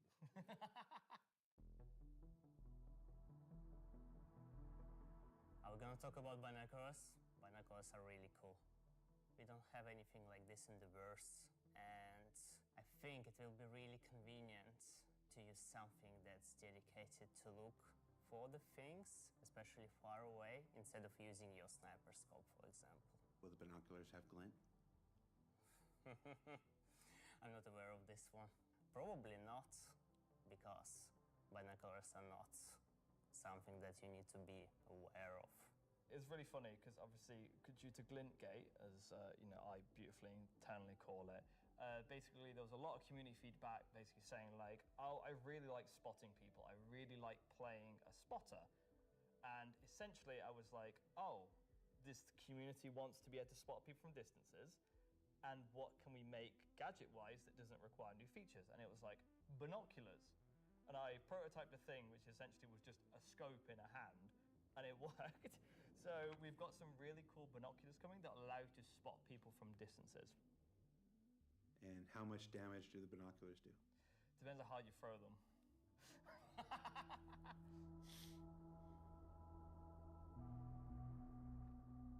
Thanks, Alexei and Zach. That's the end of this segment for this year. So that's Talking Ship and Weapons, unless anyone else is going to come and tell me something else. It's been an exciting year, and I think the next year of ships is going to be even more exciting and expansive than this year.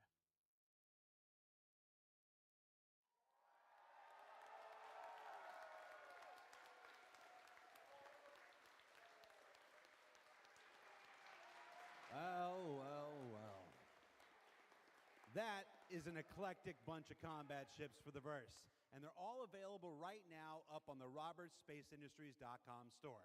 Also, any minute now, there's going to be a PTU drop that includes all three, so you can fly them now ahead of their release next week when Alpha 432 goes live.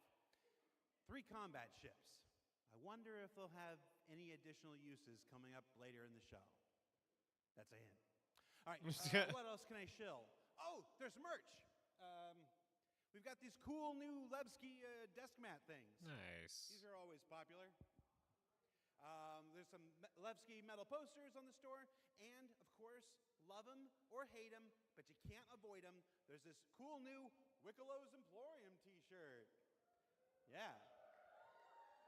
There's also a page published earlier today with a bunch of links to offerings from our third-party partners, from eye trackers to gaming chairs to voice packs to spaceship models from new partners like Planet Ring and Pigeon Spaceport and more. You can find all of that on the RSI website as well. And what else can I shill? Oh, for those of you who are at watch parties, where is it? Challenge coins. Who doesn't love challenge coins? There's these lovely Levski-themed challenge coins if you're attending one of the 9 official watch parties around the world. There's also a digital one of these in the goodies pack, so you check those out. Don't leave today without getting your Levski challenge coin. All right, what else can I shill? Now I'm kind of tired of shilling. All right, let's find out some more about where we are. Simon, can we move? Can we do it? Oh, yeah, look at that. Okay, here we go. Pardon me. Here we go. Excuse me. Hi, how you doing? That was my best angle. Hey, I got to be careful. Last year I took 3 steps and tore a muscle. All right, so this Ran is across the it. 9th It's floor fine. of CIG Manchester's Manchester office. That's yoo-hoo! This is the room where we have lunch every day, and if you get here early enough, croissants, if the weapons team hasn't stolen all of them. Over here, we got some cool mannequins representing different aspects of the game. You got the ever-present, Hurston security armor over here. That's really cool. You got your Dusters armor right here. You got this guy from a game that we're not talking about today. Marine armor, yeah, it's all pretty cool. And then when you come over here, got a nice little recreation area. There's some sim pits over there for people who need to test that kind of stuff. We got this cool Krigeri Bengal carrier. Nice. Come over here, shoot it. Go down the nose here. Watch this. It's very cool. I'm gonna go over here. Wow. Can you see me? Hi, Mom. All right. So yeah, and what are you doing, Richard Towler? All right. I thought John went to Washington, D.C. Let's see, what else we got? We got cool Voyager bar here. This is where we get all kinds of breakfast goodies, coffee, stuff like that. Hey, who remembers the big coffee controversy of 2016 where everybody took to Reddit and pondered the question, do devs deserve coffee? I do. You want to see what next year's big controversy is? Check this out. Come over here. Do devs deserve coffee? Welcome to the Stargarita machine. Yeah. Do devs deserve frozen deliciousness? I don't know. Go to Reddit and let us know. All right, let's see. Let's go over here. Competition. Oh, competition winners. We have the list of competition winners. Can we put that on the screen? Yeah, sorry, competition Yes, winners. Remember the I'm very glad competition for Jared the is here. CitizenCon winners, the people made the videos, and we gave them a Kruger L21 Wolf. We actually have the names. They're behind me. Look.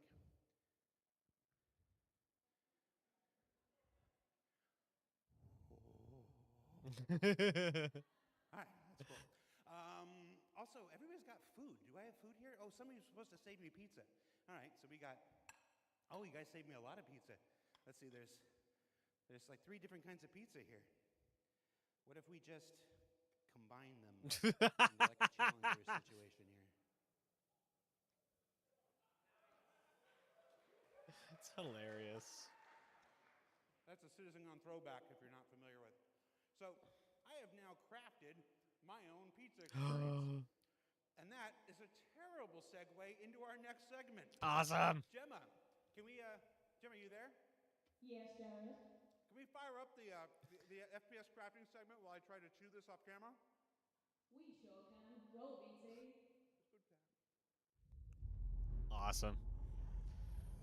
It's been pretty good so far. It's been a pretty good show.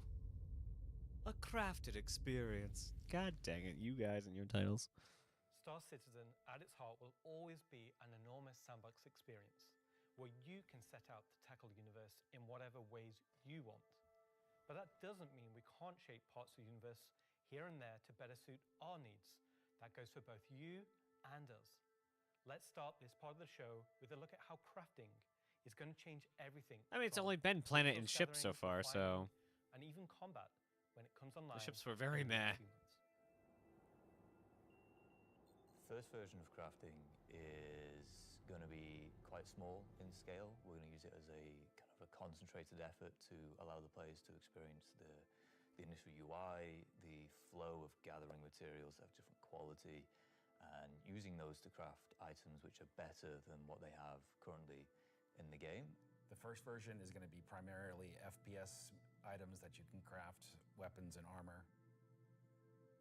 For Star Citizen, crafting is our primary progression mechanic. Star Citizen isn't your standard MMO. We don't have levels. We have ships. We have gear. We have things that you create in the world, you perfect, you research, you improve. And those items, those ships, those vehicles, the armor and weapons, that's how you progress in Star Citizen. Crafting isn't just a progression mechanic for creating new items. It's also a fundamental change to how we handle resources in the game. The materials that you collect, how you refine them, quality matters. Crafting the weapons, you'll be able to have some quality materials to influence the item stats on those weapons. It'll be somewhat random, potentially weighted on the location of the material. Some will have a higher chance of higher quality. And once you take those materials to your crafting bench, the fabricator, you can use them to craft, and the different attributes will be increased based on the quality of the materials you use. It's not just iron ore anymore, it's iron ore of the quality that you know will get you the stats for the item that you desire. And it's not just mining, it's essentially every resource we can get our hands on. To support this, we also need major changes to inventory so that all of these new resources that you're collecting, you can see what you have, you can order it better, you can understand what you have in your inventory. We won't have the new refining crafting system yet. We'll be using the existing ones. Those will pass the quality through into the refined materials, which you can then take to your crafting machine and start making your personal items. Once you have your blueprint and your quality materials that you've refined, then you can put them together on the item fabricator. This will be pretty much what we showed in last year's CitizenCon, with the UI letting you assign your quality resources to different aspects of the item. Once you're happy with what you see on the preview, you'll be able to click to craft, and it'll get queued up, and your result will be produced sometime later. You'll be able to get the new crafting machine from shops in most landing zones. You'll be able to bring it up on your freight elevator and use it in your personal hangar, or tractor beam it around and stick it on a ship if you want to use it from there. There'll be a small amount of blueprints you get credited to your account just to test and mess around, but the vast majority of them will be earned through missions, and then you can use that blueprint to craft the item that it is that you've got the blueprint for. So it should be a good reason to go and test all the different various missions in the game. Absolutely. The advantage of crafting your own items is that they'll be better than anything that you could buy from shops. You'll be able to increase and improve item stats that are relevant to your gameplay. Maybe a gun will shoot faster, maybe it'll do some more damage, or your armor will have greater resistances against environmental effects or incoming fire. You might be wondering, what about the upgrade and research? That will be coming in a subsequent release. We're happy with this initial scope for crafting. It's going to be so valuable for us as devs to kind of get the metrics in, get the feedback in, because then we can make the changes that, you know, they only become obvious, so to speak, when you have kind of mass amounts of data and mass amounts of users using it. So I'm very excited to get it out in the wild. It's our intention to get crafting out on Tech Preview by the end of the year and get the testing we need so we can release it when it's ready.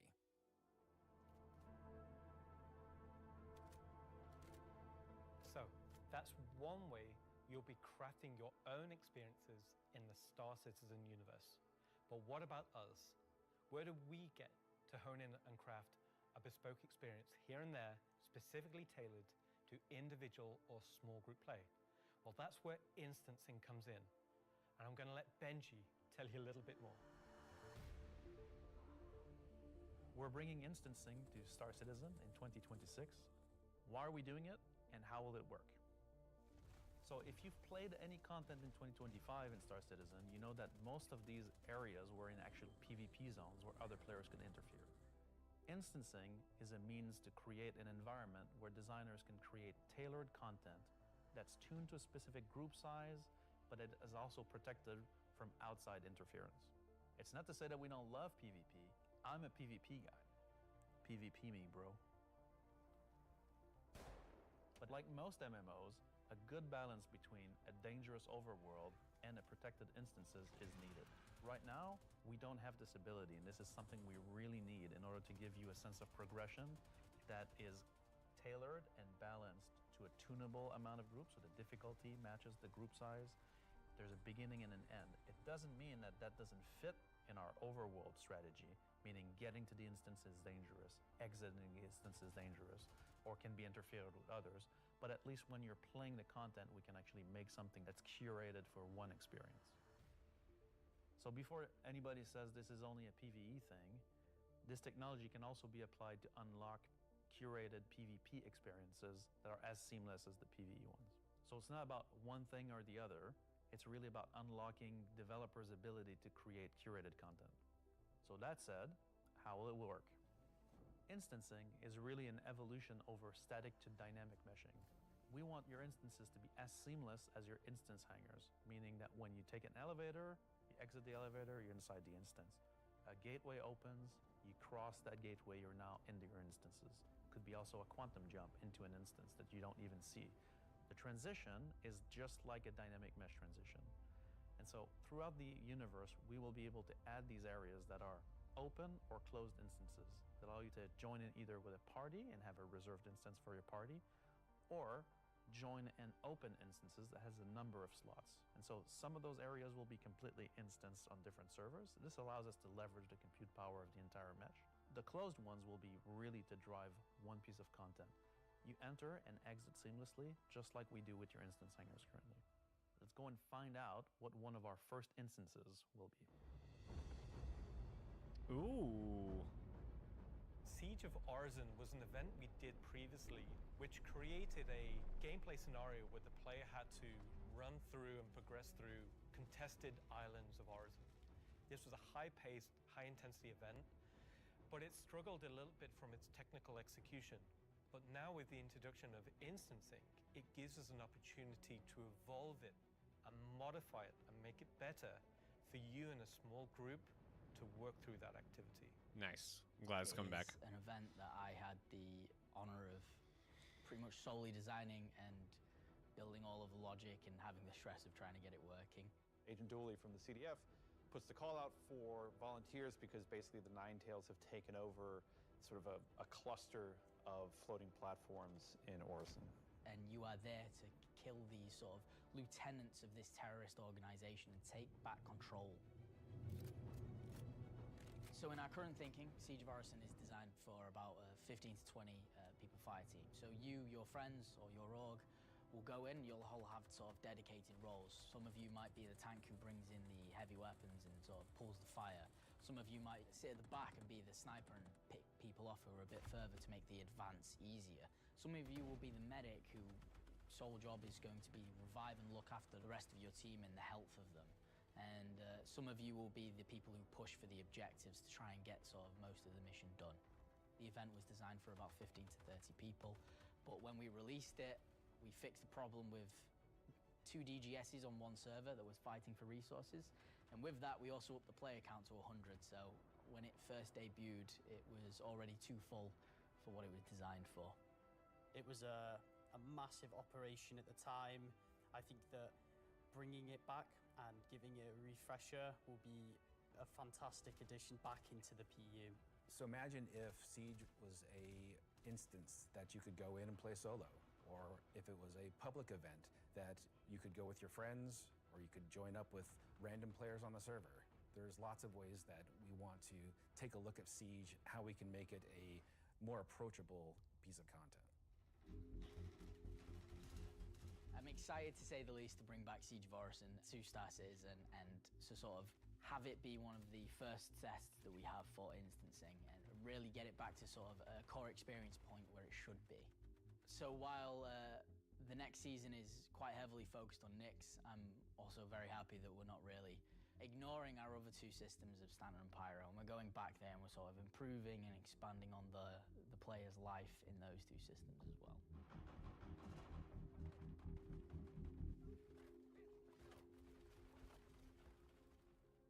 Yes, and while things like Genesis, interstellar hauling, crafting, Siege of Orison, and more will reveal next year, we'll continue to bring life into the existing universe outside of Nyx. There's still one more exciting use for instancing we're building right now. It's an earlier look than normal, and some of it is still in Whitebox, but we're excited to share the first look at a major content release of 2026, and what it means for progression-based gameplay. As an evolution of our Building Interior initiative, you won't discover it by accident, because when it's complete, it will be found deep within the heart of Levski itself. This is the Municipal Works.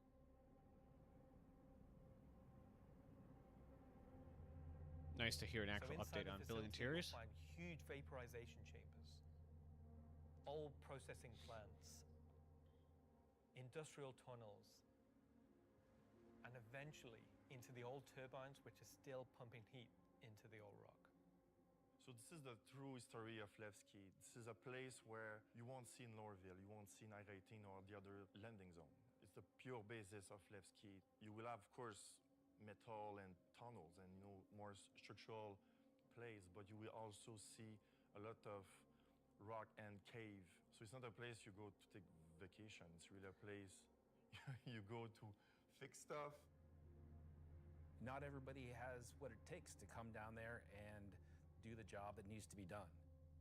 All of your sewage systems have stopped working. Everything's going to quite literally. And so the player is tasked with their group, most likely, to go into there, take out the outlaws, and get the facility working again. So let me get this straight. This is literally a mission to fix the toilets of Levski. It's not just the toilets. You're also trying to turn on the air. Air is a bit more important. It still works in Levski, but they have like maybe polluted air because it's not being cleared properly. It's not just for the toilet. Poop mission. It's also a little bit more exciting than just going into like some vents. It's like a free layered system where there's 3 chapters. This will be mission driven and repeatable. Everything from mining to salvage to combat to investigation, a variety of roles. Narratively, it's a real sandbox. Every progression you do will unlock a new area that will link back to previous areas, complexifying the play space. We've been wanting to have more gameplay around landing zones for a long time.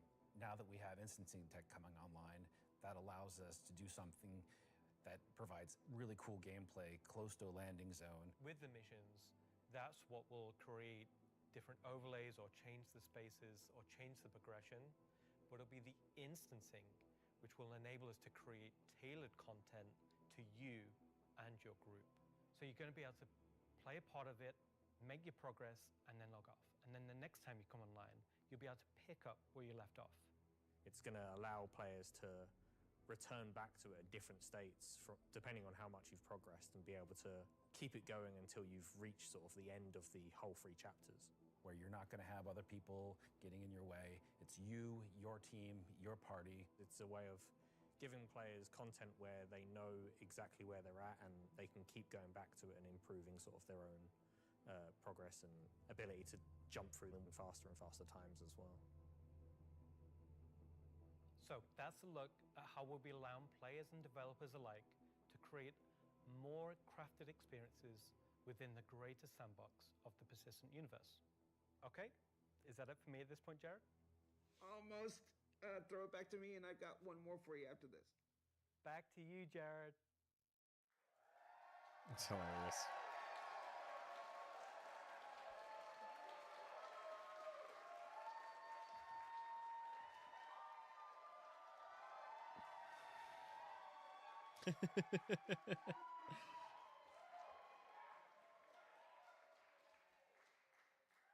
Everybody's really excited about the year ahead.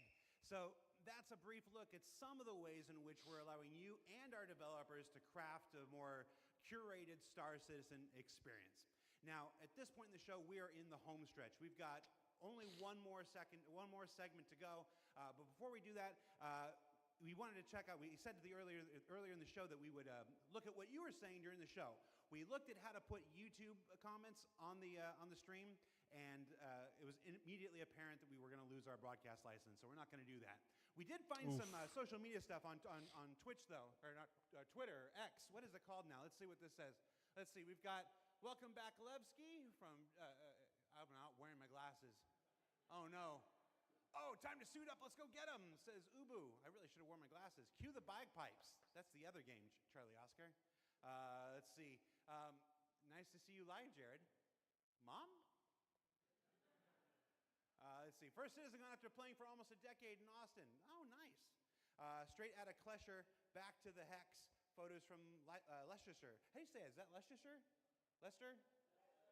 Leicester? I've only been in the UK for 3.5 years.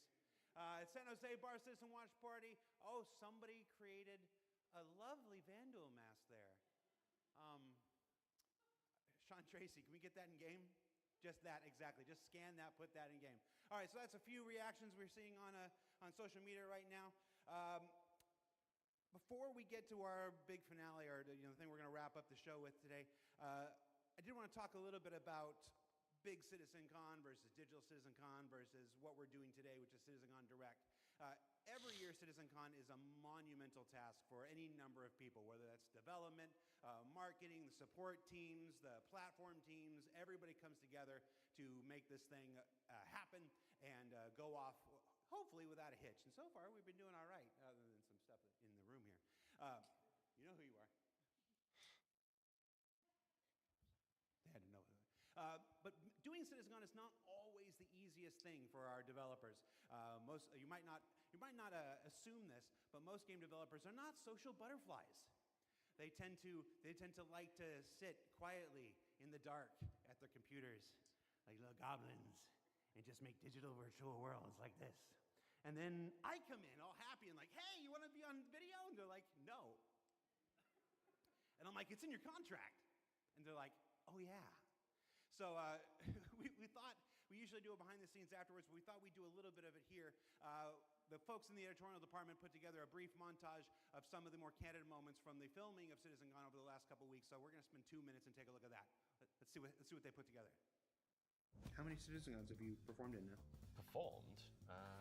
Just the one. Nope, my first one. One last year. 2. A few. 8 or 9? Maybe 9 or 10? Never.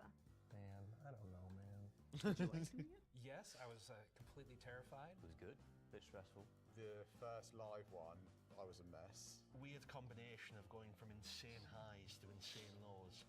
Live ones. Because? It's over. The live ones are pretty special. Pre-samp's always fun, but the live events are special, aren't they? Remember we were at that weird crack house in Ancos? Right. I like the live ones. I mean, I love these digital ones. These are the best. Every time I've done it, it has been a digital one, and I'd like to do one on stage. Is it because you have a restraining order against you, or? Didn't know if I was going to be sick, if I was going to lose my stomach. How hard is it to keep your eyes open on stage? That's another problem with the lights. I'm realizing through this sentence that I'm closing my eyes as I speak. Do I do that a lot? I am a very shy individual, so this is me just trying to get out of my shell. Getting the crowd to react to the ideas that we've been working on for so long. We can react. Watch. Everybody. Yay! I can feel your passion from here. Cut the camera. Counting you down, like, you've got 30 seconds. I'm like, do I stand up? Do I sit down? Do I drink? Do I not? Do I talk? This will be the best one yet. That's right. Because it's nice and short. Is this all supposed to be usable content? Because I could be different. No. Of all your nicknames, why is Moistmaster your favorite? I think you mean least favorite, and because it has the word moist in it. I mean, come on. We'll give you a new nickname by the end of this. Sounds good. Could do All with right, one. Let's get started.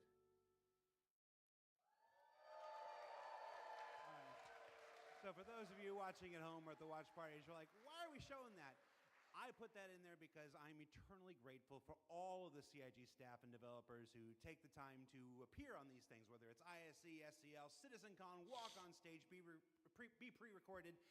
It's not the easiest thing for everybody. And on behalf of the community, if I can speak for them in this regard, I want to say thank you for participating in these things each and every year that we have them. Now, let's wrap things up here. So, let's see, how do I want to do this? At this point, we've only got one major story left to tell. But before we do that, we wanted to do one more check-in on something we started last year. Last year, Rich Tyler took the stage and presented his roadmap to 1.0. And we didn't want to go an entire year without talking to the senior game director himself to get his update on that 1 year later. So we're going to throw it to him, and we're going to go to our last segment, and when we come back, we'll say our goodbyes. And if you're at a watch party, it's time to get... I was going to say... that's not a word I can say on camera. Let's just go. Let's just throw it back to me. Go to me from 1 week ago.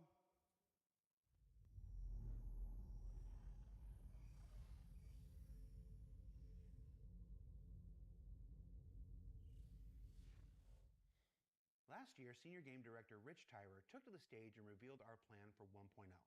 Now, before we end this year's CitizenCon Direct, we wanted to take a few moments and follow up on that reveal from last year, to do as we've done today and look at the year ahead. So, Rich, thanks for taking the time to join us. Well, you're welcome. All right, so we're going to jump right into it.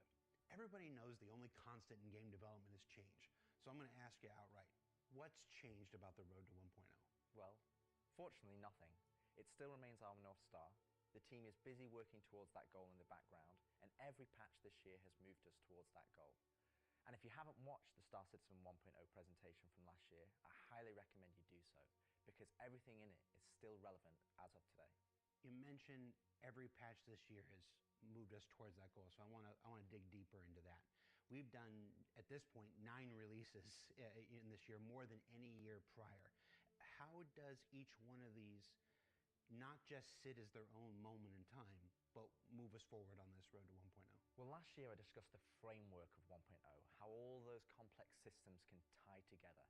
And one of the core aspects of that was the main story, which became the spine of the universe, which brought all of the locations, mission givers, guilds, and all the different areas of the game to the players.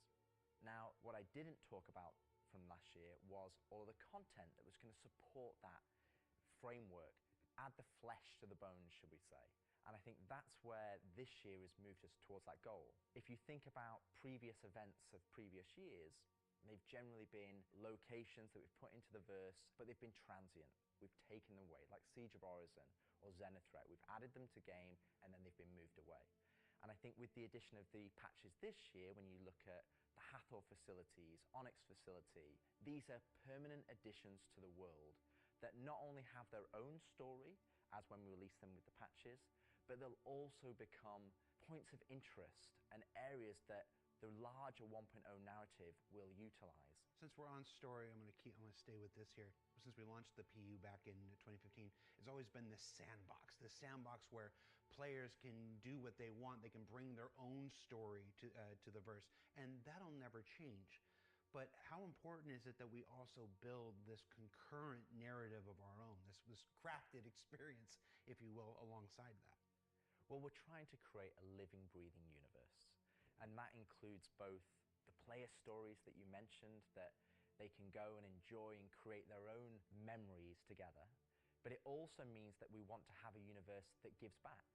We want areas and locations to feel like they're believable and real-life locations. And if you look throughout this year and the patches that we've worked towards, we've had an overarching story that's moved from patch to patch, and we're going through some of those cycles right now.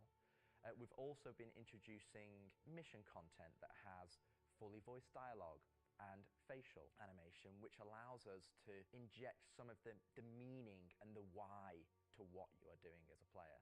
And I think story is integral to Star Citizen as a connective tissue that ties all of these different complex systems together, because it takes players on that journey throughout the game. To see this big turn this year to start injecting story into the verse, I think people are really responding to it. So everybody knows, and you mentioned just now, that this year we changed a whole lot about how we operated and how we release things. How do you think that's gone? I think it's gone very well. I think if the mantra that I've always been pushing this year right at the beginning of January was patch always goes. And I think this year has seen a different development strategy for how we've been moving the game forward. That's where this different strategy has allowed us to really take a wider approach. And we also have to remember that Star Citizen is played by tens of thousands of players every day. And while we have lofty future goals, we still have to make decisions right now that make the game fun for the people that are playing it all the time, playing it as their daily game. If you look at previous years, we've had to hold a patch back, we've had to make concessions, mainly due to around a feature may not been ready or right to go into there. There were 3 months, 4 months, sometimes 5 months between patches. Exactly, and I don't think that's good for anybody. I don't think it's good for the players. I don't think it's good for the development team. I think it's better to have regular cadence of drops. One good example is this year for Align of Mine. People probably don't know, but Align of Mine, when you turned on the laser, it was actually supposed to reveal the Sandworm Valacar. And I played it, and it didn't hit the quality that I wanted to go into the game.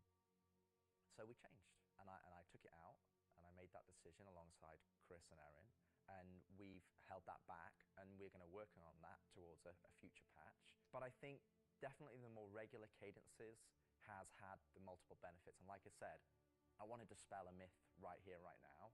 Like, features are still being worked on quite heavily in the background, from radar and scanning in FPS, the new quantum, to inventory, engineering, and crafting, and all of those features are going to be coming very, very soon for players to get their hands on. And, you know, I'm going to be honest, I'm not going to sit here and say that if I was to go back to the start of the year, I would hope that we would have released more features. But I also think every decision we've made this year has been through the lens of making the live experience as stable and as good as possible. Absolutely. All right, so that's a bit about the year before. And the year before has been, I've said this before, I've said it internally, I've said it out there, I'm going to say it right now again on camera. I think this has been the best year of Star Citizen ever, and I'm willing to look right into the camera and say that. The player numbers are up, engagement numbers are up, the length of the play sessions are up, bug numbers are down, 30K is gone. It's been a solid year. But CitizenCon isn't CitizenCon without talking about the future, so I want to move us to the future. We've talked about story, we've talked about this more diegetic, immersive universe and adding voice lines and stuff like this. But where do we go from here? Obviously that continues, but what more are we going to do to make this universe seem alive and real and breathing? I think the biggest thing is to start having that conversation be two-way. So if you think about this year, like you mentioned, we've been having fully voiced NPCs, but a lot of those missions and those NPCs, they're talking to you, they're talking at you. Right. You don't get to talk back to them. Now, obviously, you get to interact with them through your actions. You get to go and do their mission, and you get to move that along, and then they talk to you again. But it's a one-way conversation. We're missing that conversation wheel. Exactly. The next part would be physical mission givers. That's something that we're going to be working towards very soon, with Battaglia being the first one coming back in the verse. Okay. And just to be clear, we will be bringing all the mission givers eventually back, and we want them to be an integral part of the verse and the story that players go and enjoy. We want the locations to be brought to life, and as we mentioned last year, we want to have interactive scenes that you can go and be part of. And obviously the full end goal is towards, to have cinematic stories in the game, and that is what we're going to be pushing towards. Everything we do, every decision we make, is through the lens of moving us closer to 1.0. It might sometimes be difficult to see why those decisions have been made at the time they've been made, but rest assured that Star Citizen 1.0 is still our North Star. That's what we're still aiming towards, and that's what we're going to be moving forward with every patch next year as well. And remembering when Mission Givers were first introduced, they sometimes became a bottleneck.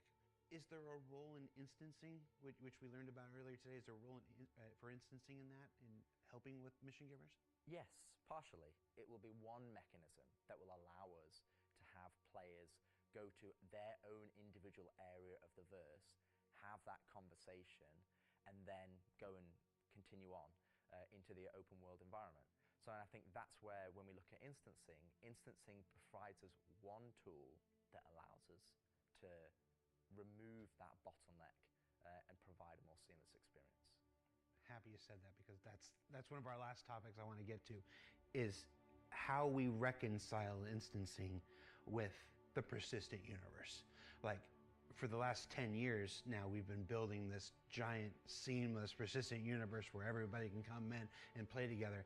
And it would be easy to have a first instinct reaction to the idea of instancing and say that's antithetical to everything that Star Citizen is. But you mentioned last year these 3 pillars of building Star Citizen in the PU, and I want to know, you said nothing changed, but I want to ask you about this specifically. What are those 3 pillars again, and how does instancing fit within the greater design of Star Citizen?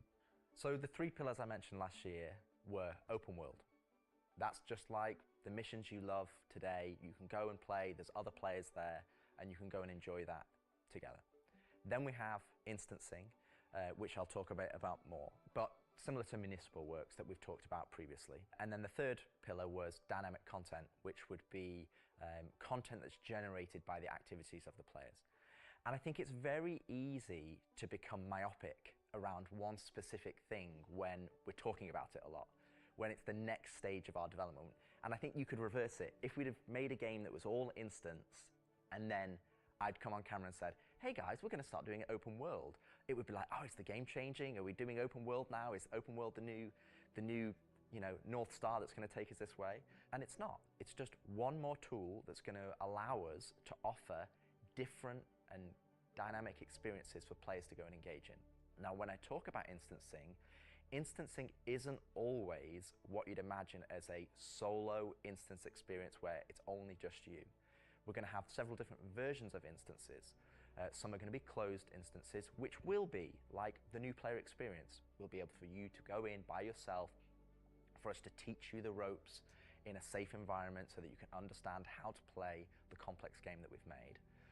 But we'll also have open instances like a cantina or a bar, where we might say, hey, we only want 50 people to come in here because we've got mission givers and we've got other NPCs for you to talk to, and you would just walk in and it would be seamless. You wouldn't know that there was an instance, you're not going to get a loading screen, you would just seamlessly walk into that location, it would be full of other players and NPCs, and you can go and enjoy the content. And that's, I think, something that instancing is going to provide us. It's going to give us a tool to offer different dynamic content, or curated content, as I'd say.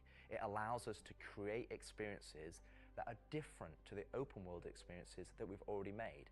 And it's not to say that we won't continue our open world development or only do instance content.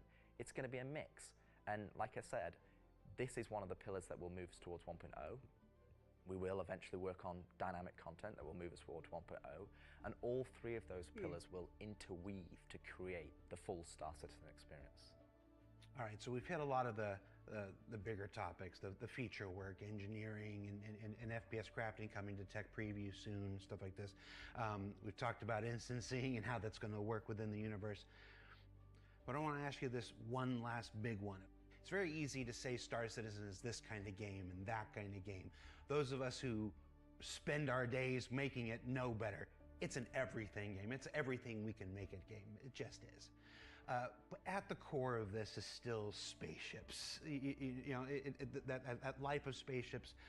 What What more can you tell us about spaceship gameplay in the future? What can you give us? What can you tee up for us to look forward to for those of us who are really into Star Citizen for the spaceships?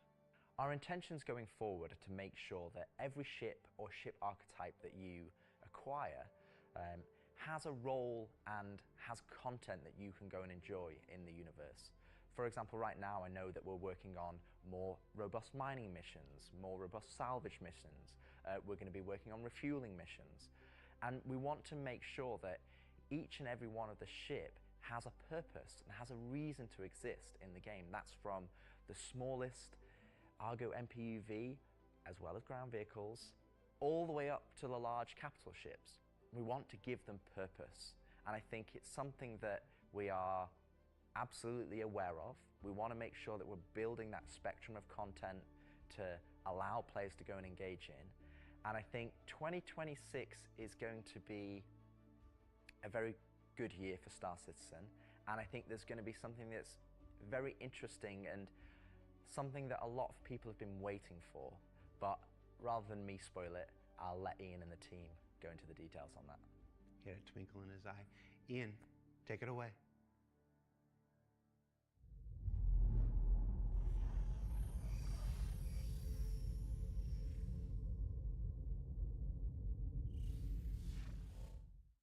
So the persistent universe has existed for over 10 years now.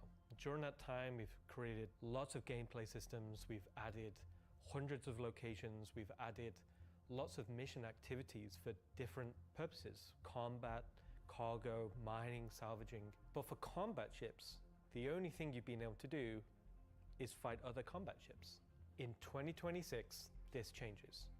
We're going to be delivering a spaceship-focused activity space which incentivizes the use of different gameplay roles. These are going to be scenarios where you're going to have to plan and strategize and create operational tactics to overcome your objective. So what you're going to see is very early. It's early in the pipeline process and it's going to come online about mid next year. But we're really excited about the content we're creating. So we want to share with you a super early look at what we're building in a space we're calling Tactical Strike Groups.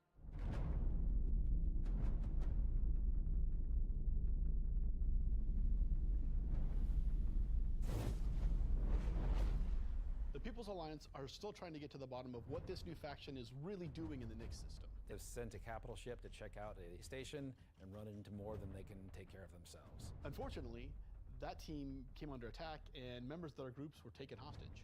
Now they've reached out to Intersec, who've reached out to you to help recover the pilot. Of course, it's unwise to do this alone, so you'll need to put a team together to attack the station. When you arrive, you will have this big asteroid, kind of broken asteroid, and on this you will have this space where you will find 3 big arms. You will see at the middle, you will have this big energy core. Everything here has a purpose. It's not just for the show, just something nice to see. You'll see a People's Alliance-owned Idris that's just on the outside, and it's going to be getting harassed by this unknown faction that you have met before. So your first objective here is to clear out the ships. There'll be waves of these ships, so this is where you'll want your light or your medium or your heavy fighters, whichever playstyle you prefer.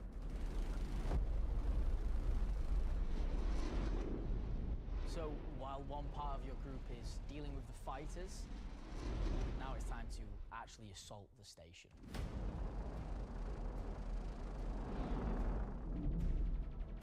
This station has been outfitted to resist all of the obvious way of attacks. Somehow they've incorporated Vanduul capital ship killing turrets. These turrets ignore small fighters, and they have the firepower to destroy even the biggest capital ships. Your Polaris and your Idris, if you get it close, it will get shredded. The idea of these is so we can sort of make it so we can mix up that ship combat and not everyone can just bring the biggest ship and win just because they have the biggest ship.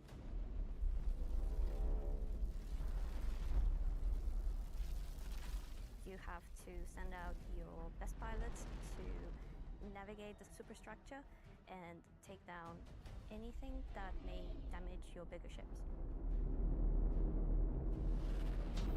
So at this point you're thinking, destroy the turrets. But it's not that easy. This turret has shields that you've never seen before. It won't take any kind of damage.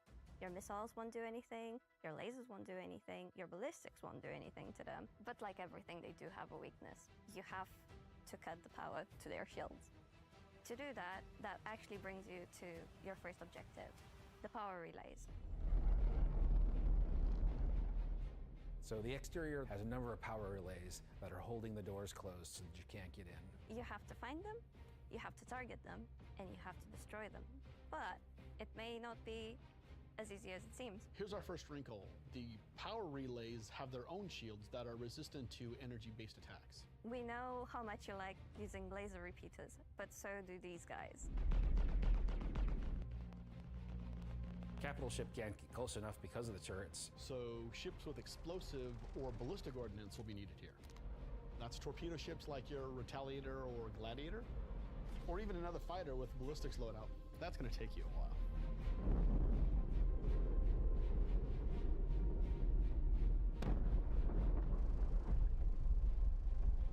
Once the power relays have been taken down, the station opens up. And this is where things get really cool. Now it's time for you to fly your ship inside the station.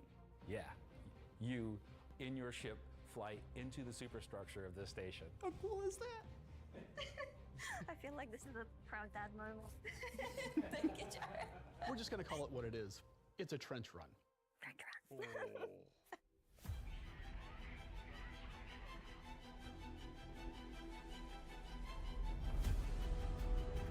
So as you enter the structure, you'll see cooling units along the sides that you'll need to take out. There's 3 arms to the station that have these trenches. You'll fly into one, and then there'll be a core in the center, and then you'll move out another trench. You're either gonna do it multiple times, or you need to bring friends. At this point, the core is still protected, so these are essentially strafing runs. There are objects to avoid. You're going to have to be able to dodge. You're going to have to move quickly. You need an agile ship. Because the shield generator that you're targeting is emitting lots of distortion damage.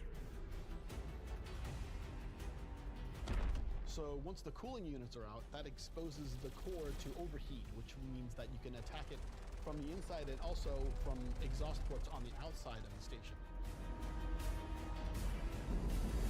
This core is armored and just takes a whole lot of damage.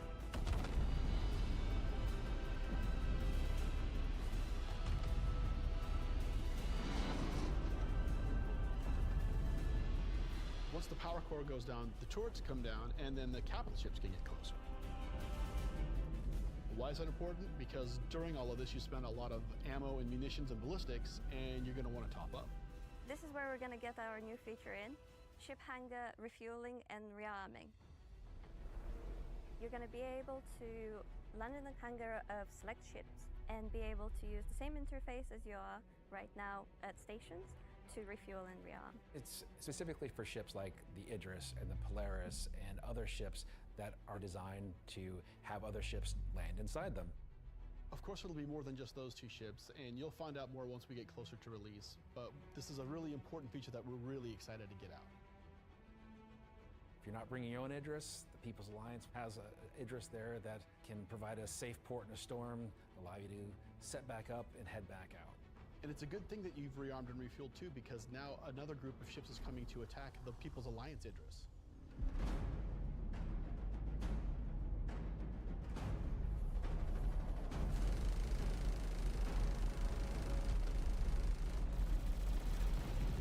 So while the fighters are protecting the Idris, what's happening at the station? Well, that's where the dropships come in. Now you've got to take a fire team in. You've got to land, you've got to fight through an onslaught of FPS enemies that belong to this unknown faction, and you've got to open a hangar door which will allow you to release captives from the station.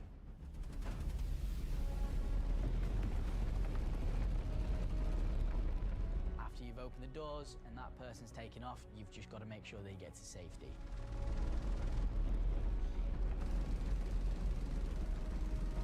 So at this point, all of this sounds pretty simple, but there's an additional complication.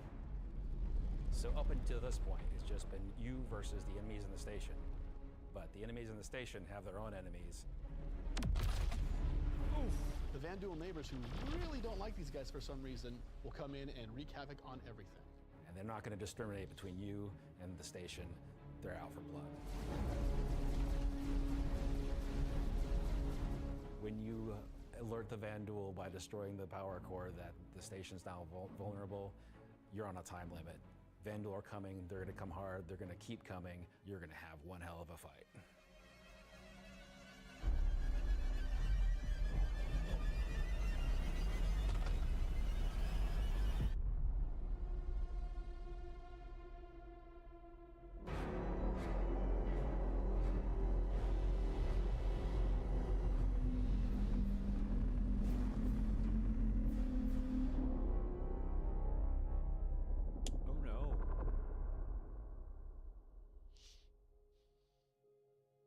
Tactical strike groups.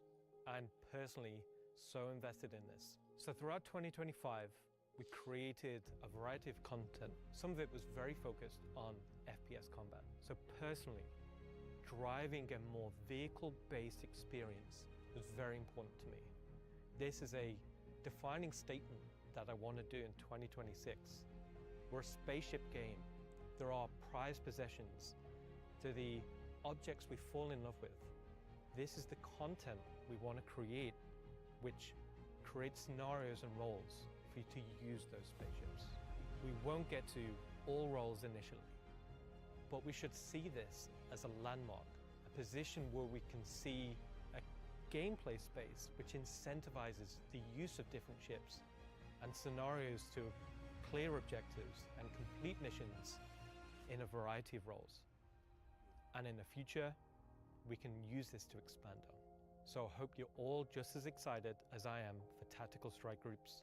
They're gonna be fantastic.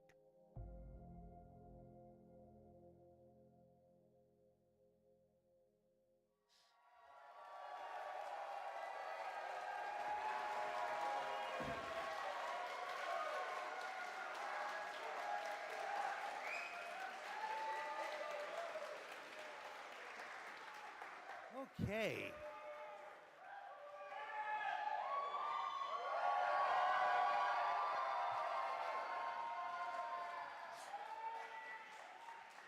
Why do you still have the puppet? John, come home. All right, so tactical strike groups. You know, it's been a long road for the last 10 years. The PU's been around. We've done lots to build stuff for mining ships and for salvage ships. And as Rich said, we're currently building out even more for those. And our first refueling missions coming online in 2026. But combat missions. Oh, hi, Aaron Roberts. But finally having enough of the foundation in place that we can begin to build real spaceship operations, in any other MMO they'd call dungeons. It's really exciting for me, and that's why we're ending the show this year with that. So yeah, that's been CitizenCon Direct. Thank you for taking the time to share this with us. Again, this is just a glimpse at some of what's coming in 2026. I've seen the Twitch chat and the YouTube chat like, oh, you're spoiling everything. I promise, we ain't. So before we let you go, that's it for me. Thank you so much for tuning in. And as with every CitizenCon, the last word shouldn't be mine. It should belong to our founders and CEO. So take it away, Chris Roberts. I hope you enjoyed this glimpse into some of what the team is cooking for the near future. Of course, we're not going to spoil everything that's currently in progress, and many features we haven't discussed today are in active development, like base building, social, and trade tools that are very much a priority. These, along with bringing the final polished features from Squadron 42 into the persistent universe, will make next year the most exciting yet for Star Citizen. Finally, I want to extend a heartfelt thank you to everyone at CIG for working so tirelessly and with so much passion to deliver something that is already special and will only get more so as we continue. And of course, to all of you for making all this possible with your support and feedback. We couldn't do this without all of you, something that I, and the team appreciate every day. We are very lucky to be allowed the time and the money to build a game of all of our dreams, something that is only more apparent as the video game business becomes more monolithic.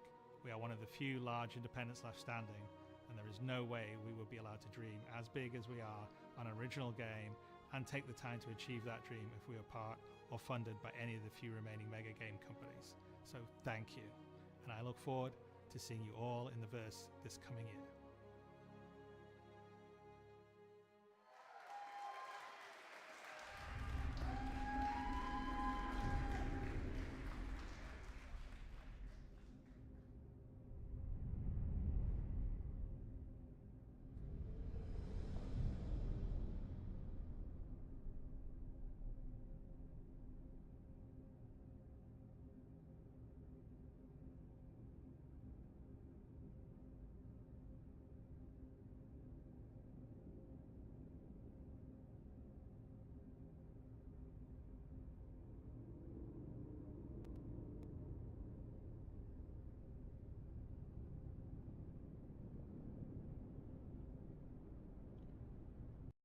Oh boy. So yeah, they didn't talk about a single ship that's not out today. All three of the ships they really talked about were out today. Yeah, I know my camera's dark. I have a migraine. So I can't really turn on the lights. Oh well. It's fine. Everything's fine here. Don't we have a... I know we have something.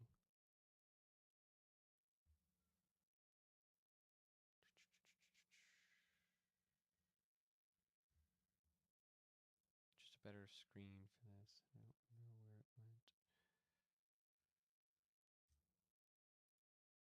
Oh, there's that one. It's fine.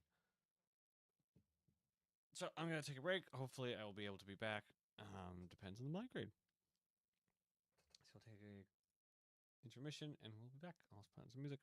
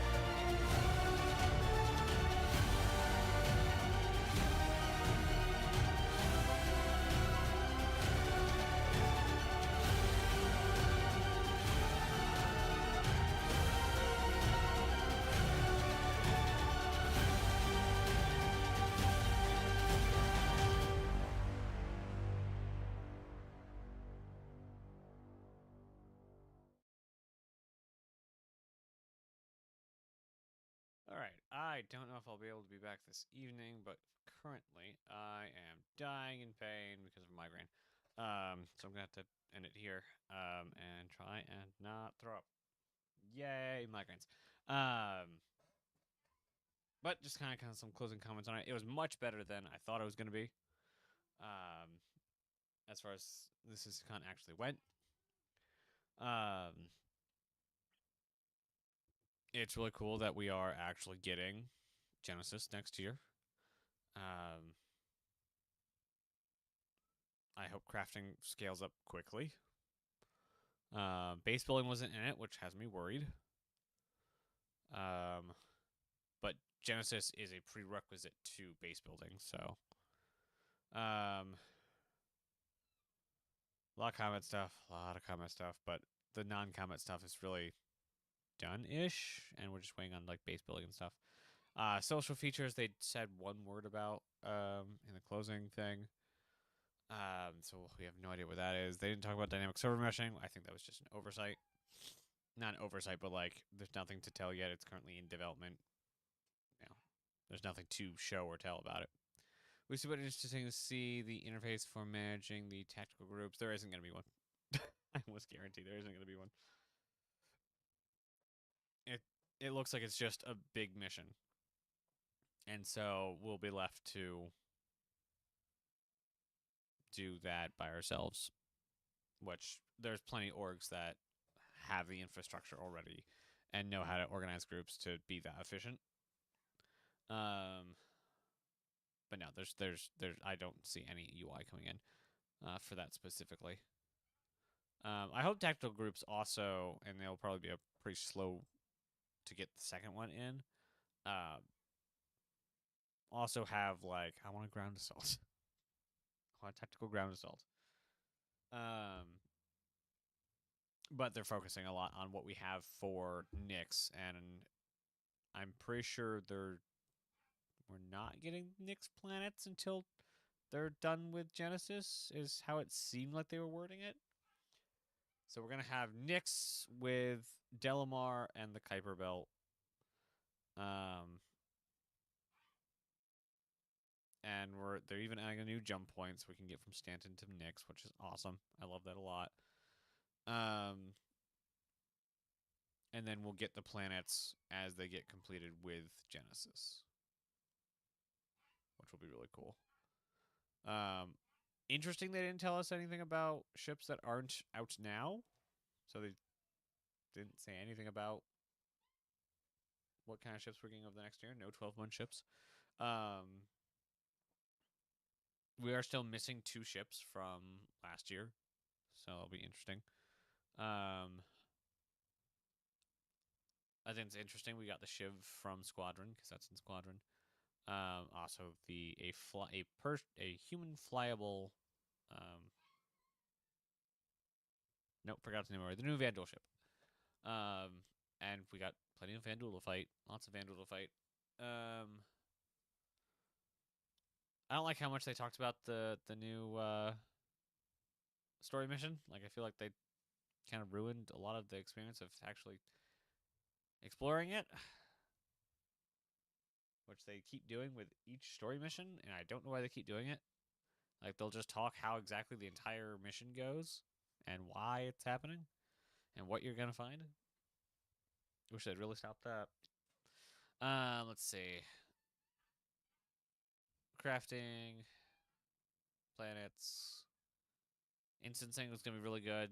I hope that all the tests go very well. Engineering should be in a test preview before the end of the year. Is it that? No, it's not really that. I don't know. There's something wrong with the level of my audio. I can see it. Let's see.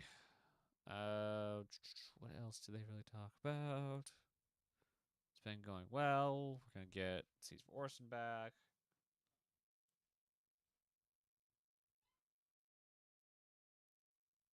Yeah, I like the designs of the Nyx places. It was really nice. I don't like that they said it wasn't run down and then they showed us run down interiors. Like, they didn't change the the style of the interior of Levski at all. It is still the rundown, rocks all over the floor, Levski. Which doesn't make sense to me, because like they said, like it's not a rundown place. It is the home of a pseudo government, being the People's Alliance. So it should be much nicer, in my opinion. I'm also really done with rundown, outlaw, frontier, garbage, ruined aesthetics.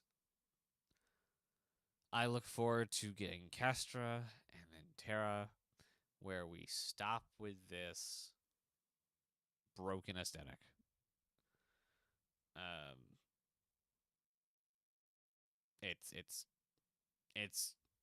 It's a vibe. It's an aesthetic. It will have a good place in the fabric of the game.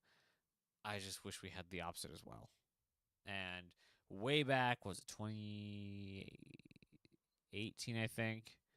The gameplay demo was a infiltration investigation in a research lab, I think it was, on Microtech. And we've never gotten that. Never gotten that entire aesthetic. And we have it. We just don't have, like, they're not iterating on it. They're not building stuff with that aesthetic anymore. It's all been industrial and worse. As far as, like, cleanliness goes. Yeah, even, like, the ASD stuff where it's, like, high-end. There's some high-end areas. It's still broken and blood everywhere. And it's annoying. I think the last, like, high-tech thing we got as far as, like, mission stuff was the Siege of Orison. Maybe. I may be wrong on that. That was a long time ago. But yeah, it was pretty good. I will hopefully be back this evening to do some more actual, like, recapping of it and playing the game. But for now, I need to go take care of my head. And I'll see you all later. Thank you so much for joining, and I'll see you around. And as always, be kind.